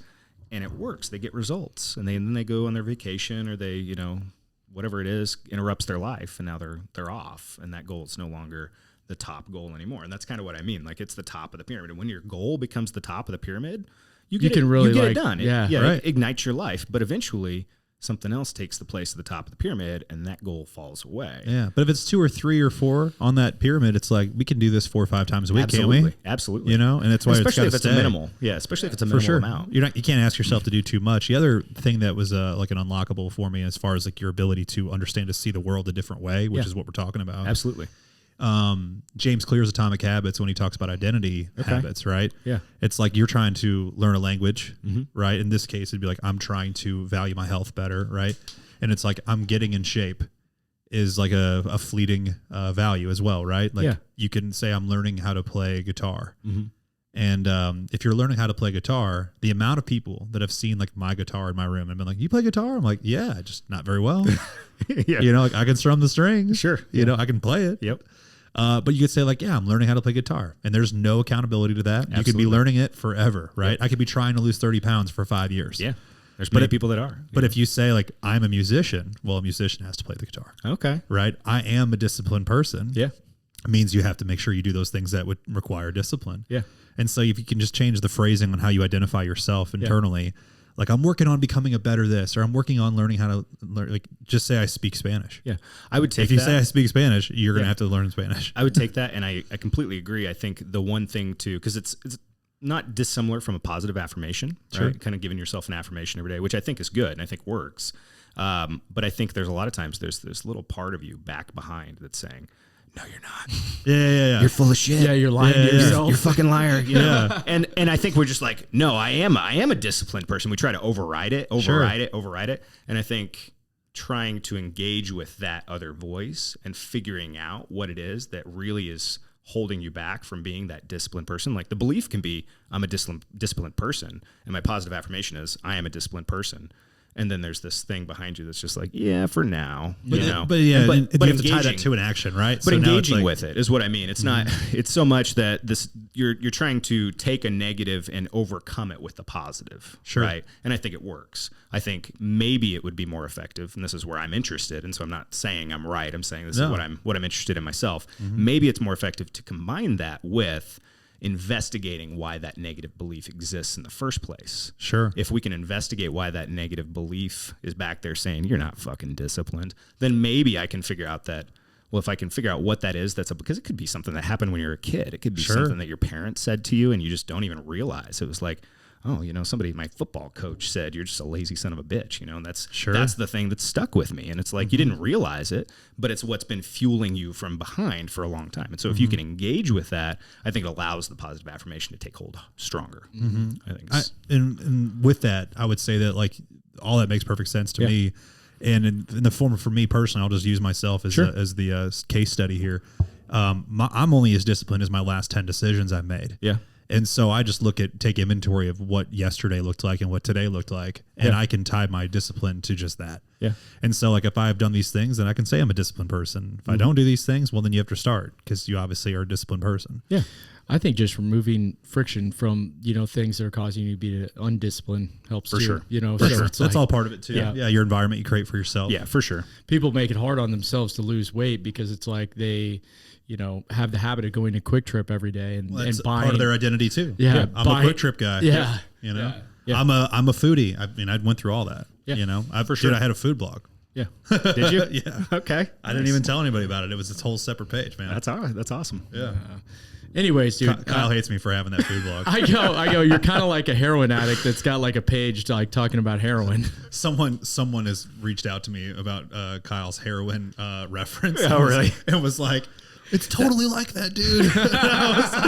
And I was like, I mean, kind of. I mean, like, you're just somebody that has a bad relationship with food. I mean, I don't know. It's like, I don't know if I It's not like heroin because you don't have to have heroin to survive. Yeah, dude, I'm not having withdrawals when I go on 75 hard. Yeah, you know what I mean? that's like, fair. And again, that's part of the moderation deal. Yeah, you know what I mean? And 75 hard can be taken like you did with moderation, or it can be taken to that extreme discipline. Follow a diet. What's the diet that's going to be best helping you with whatever it is you're trying to achieve? Exactly. That's the big thing that I was trying to, tell people, because I've had so many people reach out to me about it because I posted about it, and it's like, yeah, it is what you need in your life. Like from a standpoint of like, it can be as extreme as you need, or it can be as moderate as you need. You know what I'm saying? And you just kind of have to self-evaluate and make sure that you're applying the right pressure to get the most out of it. You know? I think the risk becomes with 75 hard that you get a high off of the 75 hard. Like we were talking about, I'm a badass because I did 75. So I'm going to do another cycle. Right. A phase 1 or a phase 2 or a phase 3. But it's, what are you chasing? You're chasing that feeling of I'm a badass because I'm disciplined, because I'm sticking to this, which there's nothing wrong with. But like, you could put that towards another use, like a different type of discipline, different goal, like we talked about. I think the big thing is you do something like 75 hard. You give yourself a break period and you evaluate, the carryover discipline that you get out of it. Right. Yeah. So when I go back to, regular life, quote unquote, once the, top of my pyramid is no longer 75 hard and it's something else, what am I retaining as far as discipline? Yeah. Does that have carryover in my normal life? Because that's the ultimate goal. Like I said, that's where you're trying to get to the point where you don't have to think about, am I a disciplined person? Yes. It's just, you are, you know what I'm saying? Absolutely. Mm-hmm. So what's at the top of your pyramid right now? That's a tough one, man. That is a tough one. Set yourself up for it, dog. Yeah, I know. It shifts. I'd say I've got some competing ones up there. But if I were to say that I had a one goal that I was trying to understand or trying to achieve, right? It's a deeper understanding, a deeper acceptance of myself. And I think that's my number one goal right now. With that comes, family, and comes income and other goals that are there. But understanding why I'm driven to succeed, understanding why seeing something on social media and that twinge of jealousy pops in, or that twinge of irritation. Triggers here and there. Yeah, I want to know. I want to know why. I consider total freedom to be a freedom from those things. Sure. And that's what I'm interested in. If I could think the most valuable thing that I could get in my life, it's not necessarily money and monetary success and things like that, because we all know people that are rich that are miserable. Sure. I'd rather be so free that I walk down the streets like the crazy people that are on drugs and they don't care about what anybody else thinks. I'd like that every day for myself. And I don't have that right now. What are you working, how are you going about, getting to that space? A lot of it's The steps that you take on that. Yeah. Because I think everybody here that's an unbelievably worthwhile cause. And I sure. also appreciate you sharing it with us on here. The social media one for sure. Because it's like impossible to pop open your phone and look at social media and not have some kind of an emotional reaction to something that you see there. There's some kind of comparison happening every time. Yeah, we'll take that for example. Like, I open my phone and somebody's got a new car or something that I don't have, or they have land. Like, you've got some land, right? I see your land. I'm like, man, that would be nice. And, on the surface, the positive affirmation can be, well, that's cool. I like Kyle. I'm glad he has this. And then behind, there's this, man, I really want that. Why don't I have that yet? And this is bullshit. And so I actually just kind of sit there and I want to feel it in my body, because there's a mental side of it. There's a physical side of it as well. And so I want to know both of them for the most part. I know what's kind of going on in my head for the most part. I know there's a jealousy there, but I'll ask questions like, what is it I'm jealous about? What is it here? But it's a feeling. And I think sitting with that feeling for a long enough period of time, encountering that feeling, and being comfortable with it, not trying to get rid of it. Right. Sure. Because I think naturally identify it and proportional meaning to it. We try to push these things away. I feel anxious. I feel jealous. I feel irritated. I don't want to feel that way. And then just immediately disassociate. Yeah. And disassociate. But those feelings are still there. Right. And they're still running your life. You just are kind of not aware of that. So the first step is awareness, becoming aware of my jealousies, becoming aware of what's running my life, becoming aware of where my drivers are. If you can push my buttons by showing me something, I'm not free. I'm not in control, because you can get an emotional reaction out of me. And even if I try to pretend there's not one, I'm only interested in my own personal, like, not what you think, but whether or not there is an emotional reaction and whether it controls me. Because you can't take the emotional reaction away, but you can at least become comfortable with it to the point where it's not controlling you anymore. Correct. Yeah. That makes sense. Of course. There's definitely things these are all see things I've had to worry about. On social media that'll bother me for Absolutely. days. Yeah. And then I'm like, it's just one of those things where it's like, that is definitely a downside of social media, because it's like, if I just didn't look at that, then I don't have that problem, And it goes for everybody in every field. I mean, it's fitness people look at other people that look good. And even if you look awesome, you still are starting to feel, bad about yourself, or a second comparing yourself. And so it's ultimately you gain 5 pounds. You're like, oh. Yeah, what does it to me the most is like, dude, the news. Yeah, the news is bad. The news, it'll I haven't bother watched me. the news in over 2 years, dude. I'll read something, I'm like, dude, Not at one time. Are we that dumb as a country? Like, it's just kind of, it's like depressing. It is. Well, dude, their whole purpose of it is to make their problems your problems. For sure. I get it. It is their business model. So that's what I remind myself of. I'm like, they want me to feel like that, because if I feel like that, what am I going to do? Pay attention to it more. If there's controversy, they want you to listen to it. If it leads. I mean, it just keeps going. I mean, like, I hate that I don't have in my mind a trusted news source that if I wanted to learn the news, I could go watch it. But if I just never watch it, I never listen to it. And I've talked about this on the podcast. It's just my personal point of view. If you don't agree, I totally understand. But man, why are we trying to make somebody else's problems your problems? Vote in your local elections, vote in your national elections, do what you can, and that's all you can do. Yeah. I would take what you're talking about with the news, and again, take this as, I'm learning myself, but I would try and find out what it is that bothers you so much, but go deeper. Like, they're fucking up the economy, right? Okay, so what is it about a fucked up economy that hurts me? Well, it might hurt my money. Okay, what is it about having less money or being at risk for my businesses? Yeah. A problem. Like, what does that do to me? Okay, well, then I'm at risk of not having enough money, or my business is shutting down. Okay, so what if my business is shut down? Then what happens to me? Well, then, and I think you can keep going until you follow this rabbit hole, until you find like the pinpoint of like where it starts, where it's, I want security. I want to feel safe. And having money makes me feel safe, and having a good economy makes me feel safe. And when it's not like that, I don't feel safe. Yeah. And so I think that then you can be like, okay, it's a feeling of safety that I'm really after here. And they're scaring me with the economy being bad. Correct. And so but what if the shit hits the fan? Yeah. you're the kind of person that's going to handle it. Yeah. You know, so those kind of thoughts too, like, okay, what would I do? The reinforcing thoughts where Yeah. it's like, yeah, you know, that could be a possibility, but like if you have X, Y, and Z in place, then Yeah. you're good to go. Yeah. What would I do? Worst case scenario, I lose all my money. I lose my family. What do I do?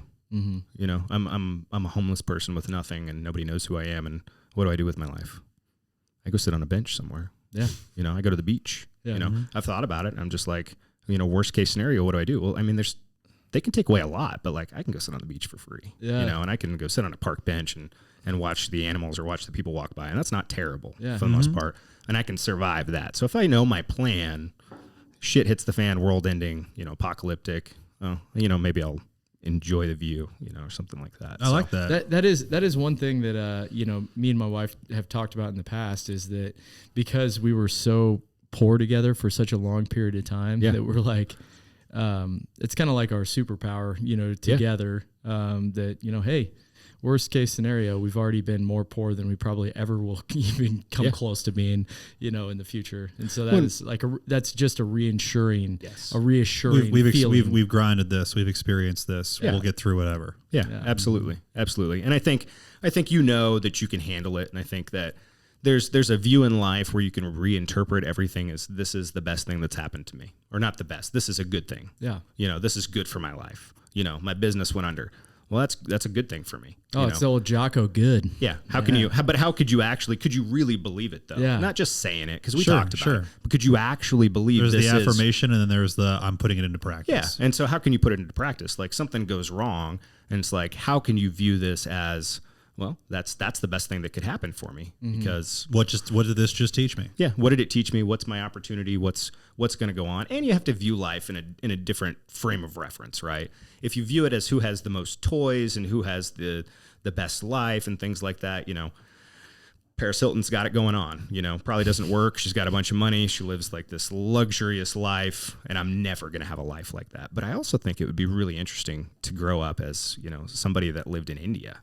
You know, and what they experienced in India growing up and their different type of religion. Maybe they were super poor, but sometimes they're the happiest people that you meet too, because they don't have a whole lot, but they've made a lot of it. And trying to determine what the best life is has been an interesting thing, because I could sell supplements or I could go do something else, and that would be interesting. There's a lot of things I'd like to do real estate. I think real estate would be fun. I'd like to travel the world, to be honest, you know, and do something like that.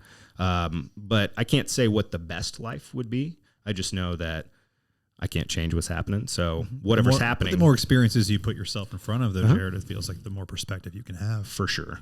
On what the best life for you would be. You experience more. And so, well, I think you can have a vision of what you like for the most part, but I think if you're too tied into that vision, you get disappointed when you don't get it. oh yeah, You know way too. Why put those giant expectations on something? Yeah, it's like that vacation. You get there finally, and you're just like, oh, my kids are screaming. It's not what I imagined. I didn't even.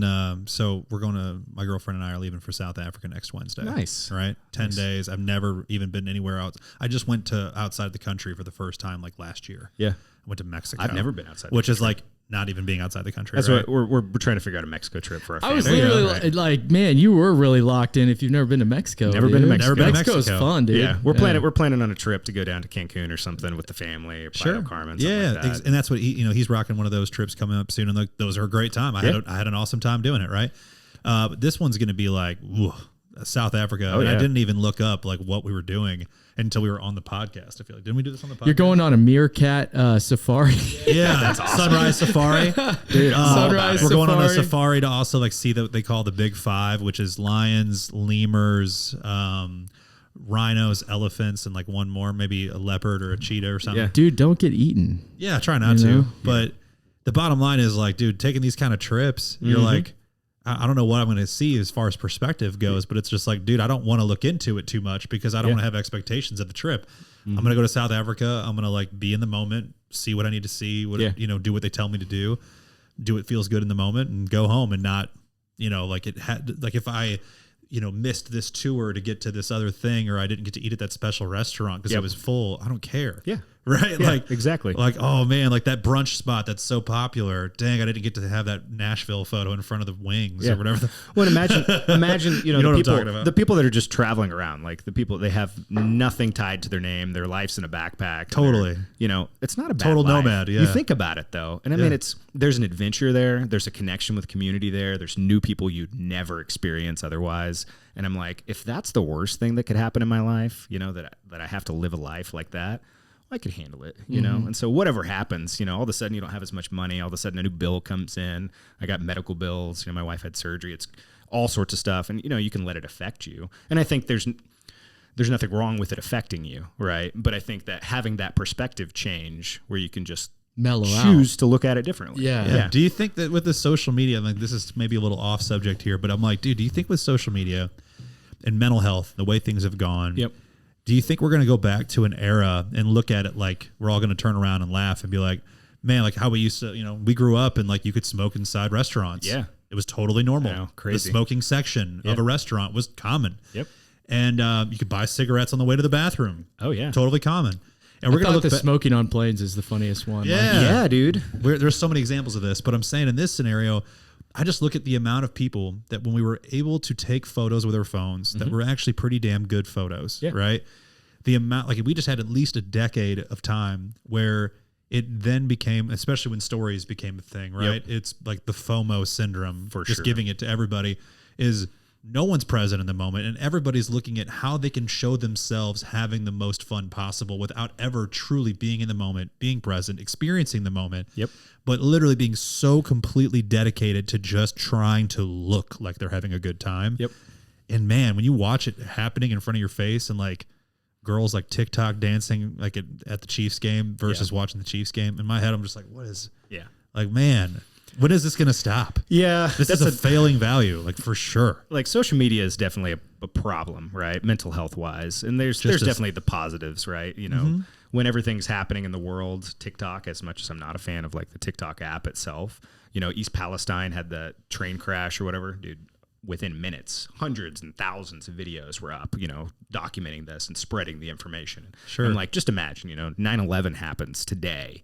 And Oh, dude, that was wild. you've got 10,000 videos of Right. these things happening and everything going on, which is a completely different experience and shared instantly. Yeah, I a mean, million just- reporters right there on the There'd be ground. people that were live Yeah. feeds. So information sharing is at the highest it's ever been, which I think is the coolest thing possible. I mean, even for like the government, It's amazing. It's amazing. Conspiracy theory side, like the best thing that could happen is transparency. A cell phone that you can take a picture and a video with anywhere in the world and share it instantly online.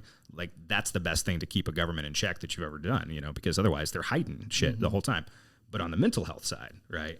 I think there's a problem, and I think for lack of better terms, I think it's the next phase of human evolution. I think that will be a problem we'll encounter. And I think that because we encounter it, maybe not in our lifetimes, maybe it will, but because we encounter it, it becomes a new focus on mental health, a new focus on being present, a new focus on not getting your credibility or, approval from social media. Do you think things like the metaverse is going to help this, or you think it's going to continue this to make it even worse? Because I'm like, when does it end? Yeah, I'm curious. Right? Like, how deep are we going down? Yeah, I'm curious with the metaverse to see what it turns into. It could easily turn into like the Ready Player One, where you're putting on this persona and you're trying to give your best foot forward on social media, kind of thing, which is what's going on right now. Right. But I think a lot of people are getting to the stage where you and I are talking about right now, where it's like we're questioning the mental health aspect of what we're doing already, and I think social media amplifies that and makes it faster. And I think that's where the good part is, right? Social media makes this conversation happen a lot quicker.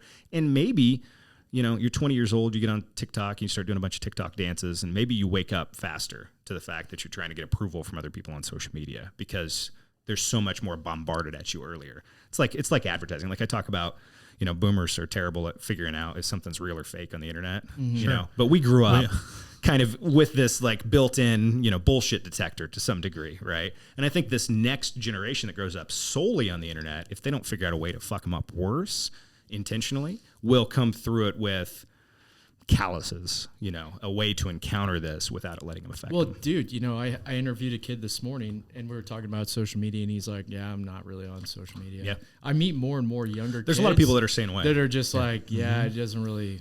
Yeah. It's almost, and you also meet a lot of kids too that, my sister was like this. She was like, ew, you post stories, Yeah.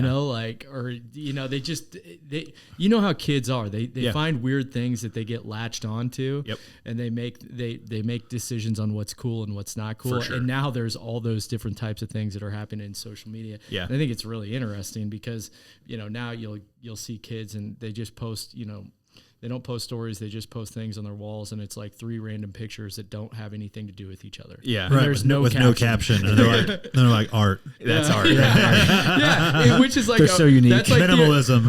I'm different. That's like the original. If I go all the way Instagram back 1. on my Instagram, it's like Instagram 1.0. Yeah. Yep. It's like pictures like It's that. just getting back to that. Like, man, we should get rid of stories and comments. Yep. I'm just making gonna take a photos picture of again, this dude. bottle and like throw a sweet filter on it. You know? Oh, But yeah. dude, that's like that's us using a Polaroid camera. Yeah. True. It's like nostalgia. Nostalgia. Just posting a photo, dude. We're so weird. We're so different. I know. My gosh. Anyways, That's dude, that was a good conversation, man. Yeah. The last thing that we always ask guests on our podcast, and this works well for you since you have family that live in Kansas City, but what is your favorite Kansas City barbecue? You guys aren't really going to like me here because I haven't tried many of them. Oh, yeah. Can't weigh it. What is it? Jack Stack? Yeah. Jack Stack was Phenomenal. great. Jack Stack's good. It was dude. great. Should have it before you leave town. That's probably the only one I've had, to be fair. Jack Stack's What really are the good. other But ones here- that are up here- there? well, here's There's a good Gates, one. right? Joe's, Gates. Yeah. There's I all used the kinds. Gates barbecue sauce when I was dieting. There you go. Because it was not real barbecue sauce. Like real, like- maybe it is real barbecue sauce, but it's not the sugar barbecue No, sauce. it's like Ketchup base. It's like ketchup base. Yeah, there's very little sugar in it, so it was just like some sugar from the Better than a tomatoes or G whatever. Hughes, Yeah. molasses, You know, syrupy. sweet baby Ray's or something that's just pouring on there. Sweet So baby Ray's. I don't care who you are, man. Sweet Baby Ray is delicious. it's So delicious. good. delicious. Yeah. It's straight sugar. But let's talk Wichita then. If Yep. we're going to go to Wichita and you're going to have a treat, you're like, you've been really good. You deserve to have it, whatever you want meal. What are you going to have? Unfortunately, Wichita's not really the hub of like local restaurants that take over. I think Wichitans will get enticed by the chains very easily. Sure. But there is one that I've loved, since I was a child. It's called Jimmy's Diner. Okay. And Jimmy's a local diner, and it's not the nicest. It's kind of crappy and A old. dive, if you It's a will. dive. But hey, But dude, I love a good diner, and that's diners, probably, drive-ins, and dives. like somebody comes in town and they're like, "Hey, let's grab some food. Where do you want to go?" I'm like, yeah, "Let's go to Jimmy's, man." What's your go-to there? Dude, yeah. An omelet? It's it's let's see. I love grits, so I usually will get grits, fried apples. I'll get 2 eggs. Fried apples are delicious. Just right? throwing that out there. Yeah, grits, fried apples, eggs over medium, sausage or bacon. Usually pancakes with it. So, Respect. yeah. Love it. Have you ever had doodah? I've never had doodah, Bro, Yeah. that I've place- heard it's really What about good. If you really want to Bojangles? get, if you want to get type 2 diabetes, Yeah. you go to doodah. It's man. not in my bubble. I have a bubble in Wichita where I don't go more than like 5 miles Yeah. anywhere, and so that's not in my bubble. So I'll go there eventually, but it's just one of those. We just put it off, and I think they close early. Right? Yeah, they kind of got a weird schedule, and also they don't like take reservations, and so we sat in a line for like an hour, and it was awesome. I've heard it's awesome. Yeah. I've Doodah. heard it's awesome. Doodah. Yeah. What are they at? Like Camptown Lady sing this song? I think it's a Wichita thing. Doodah. I think so. That's the only other time I've ever heard that phrase is from that song. You know what I'm talking about? Camptown Lady? Camptown I Lady, don't- sing this song. Doodah, doodah. Come on, dude. I had Camptown Lady. brioche French toast when I Blazing was Saddles? there. Okay. So good. Yeah. So good. Oh yeah. My problem usually is that it's an interesting side effect of not bodybuilding anymore is that I've allowed the binges to go away, right? Yeah. Because when you get a cheat meal as a bodybuilder, it's like you just eat every fucking thing you can eat. Make it count. And so now I'm like, what's my stomach feel like? Is it full? Oh, that is full. I guess I could be done right now. Yeah. And so I've developed a little bit more of like a stomach satiety that I didn't ever have before, right? Because Sure. your stomach will just stretch, especially like post show. Oh, You'll just yeah. tremendous amount. But my biggest problem nowadays is I'm just like, man, I'm going to get too full if I go to these places. They're just because I want to eat everything on my plate. Yeah. But Same. they give you just massive portions. And you're like, dude, I'm going to I need like the to-go be out of container. breath. You know, it's Yeah. like when you're so full, you're like, I can't breathe full because my stomach's so big. I don't know if everybody else has that. Just me. No, that's like I think it's Jeff talks about that. Okay. Good. I mean, like, dude, if you get full, you can't like do things. Absolutely, dude. Yeah. There's one time I was dieting. I purposely walk after my meals just to digest better. Yeah, I was dieting for a show one time, and my refeed was that I could eat as many carbs as I wanted in like 3 hours, right? And that's the coach I was working with. That was his strategy, and I was like, all right, let's do this. Let's see what I can do. As many, Pop-Tarts and like everything you could possibly eat. And Did they have to be low fat? Yeah, they were low fat, high sugar for the most part. So pancakes were good. Pop-Tarts, low fat Pop-Tarts. Tis like the season. Brown sugar. It's or something peep like that. season. Peeps would have been great. Bottle caps. Stop, Would be dude. awesome. Let me tell you a story. Okay. No. Kyle this was due. story. Kyle was due for a refeed, and I was like, I had the whole team at our supplement superstore at the time be like, Kyle, we need you to do this. We need to do a 100 peep challenge. 100 peep challenge. He was given a I'm like, they were the perfect refeed food there ever was. No. Zero fat, Like cool all sugar. Jeff's never over here, right? Jeff's never dieted for a bodybuilding show, and he doesn't understand how coveted that refeed is. And he's I like, definitely understood it. Fill it with all peeps, and I'm like, no, Yeah, ruin it for sure. It would ruin it. But for it was sure. cool. But it was cool for the gram. Yeah. We would have been cool. So, anyways, I was like, I'll have a couple. he committed to the 100 peep challenge. Yeah. And he only is pretending as if he didn't because he failed fucking miserably. And so, They're gross. I'm not Yeah. a Peeps fan. but he tried. Here's how you do it, right? Like, let's just without saying anything. How would you try to go about eating 100 peeps? How would you do it? The goal is to get through 100 peeps as Correct. fast and easy as possible, right? Not as fast as easy. But just you can just either get- if you enjoy them, right? But just Okay. for him, he didn't enjoy them. If I didn't enjoy him, I'd probably dunk him in water and eat him. You know what he did? What'd he do? He crumbled them all together like a giant apple And put 'em all in his mouth? But like a grapefruit in his hand. And they're all balled together, and it was eating off of it like it was just like eating an apple. Okay. And like, if I hated something, Yeah. why would I want to just put it in the biggest form possible Yeah. and just put it in my face and I'm take a bite? thinking a little water on these things, and I could swallow them like a vitamin Yeah, pill dude. without even Slurp- like anything. They're little Just- marshmallows. Just slurp them up. Just slurp it straight down like a spaghetti noodle or something. Yeah. It's giving me flashbacks. He had It's like gross. 16 before he was like, I can't fucking do Yeah. this, dude. I can't do this, dude. Yeah. No, I was like, this is such a waste. What in the hell am I doing? But he did it. But it just Wasn't that didn't do back very in the well. North Yeah. store? It was something like that. Dude. Back of the it North might have been store. into the car. You would even let you get home with them. But we Yeah. bought his peeps for him. At That's least. good. That's nice. Anywho, good talking to you, dude. Yeah, man. Sincerely appreciate your time today, and it was awesome to get to know you better. Yeah. We want to do another one of these another time with you sometime soon. And do you have a podcast or anything you would like to plug here? Nothing to plug. You guys can follow me on social. I don't post very often though. What's your go-to social for everybody here? Instagram, just at Jared Ragsdale. I would just tell you from this podcast, you need to start a podcast. You think so? I think so. Yeah, you got what would I- you got what an would I talk interesting perspective on things. Yeah. And you can rattle it off. I That's the can. big thing. Yeah. And that's the hardest part for a lot of guests. So Okay. you're an awesome guest. We appreciate you taking man. the time. I appreciate Also, that. if you're listening to this, Jared's company is called Nutrithority, at Nutrithority, Yep. I believe on Instagram. Definitely check them out, Just or like it sounds. stop by supplement superstores and buy other products. That's right. All right, guys. Appreciate your time. We'll talk to you guys next week. Thank you guys. Thanks, guys.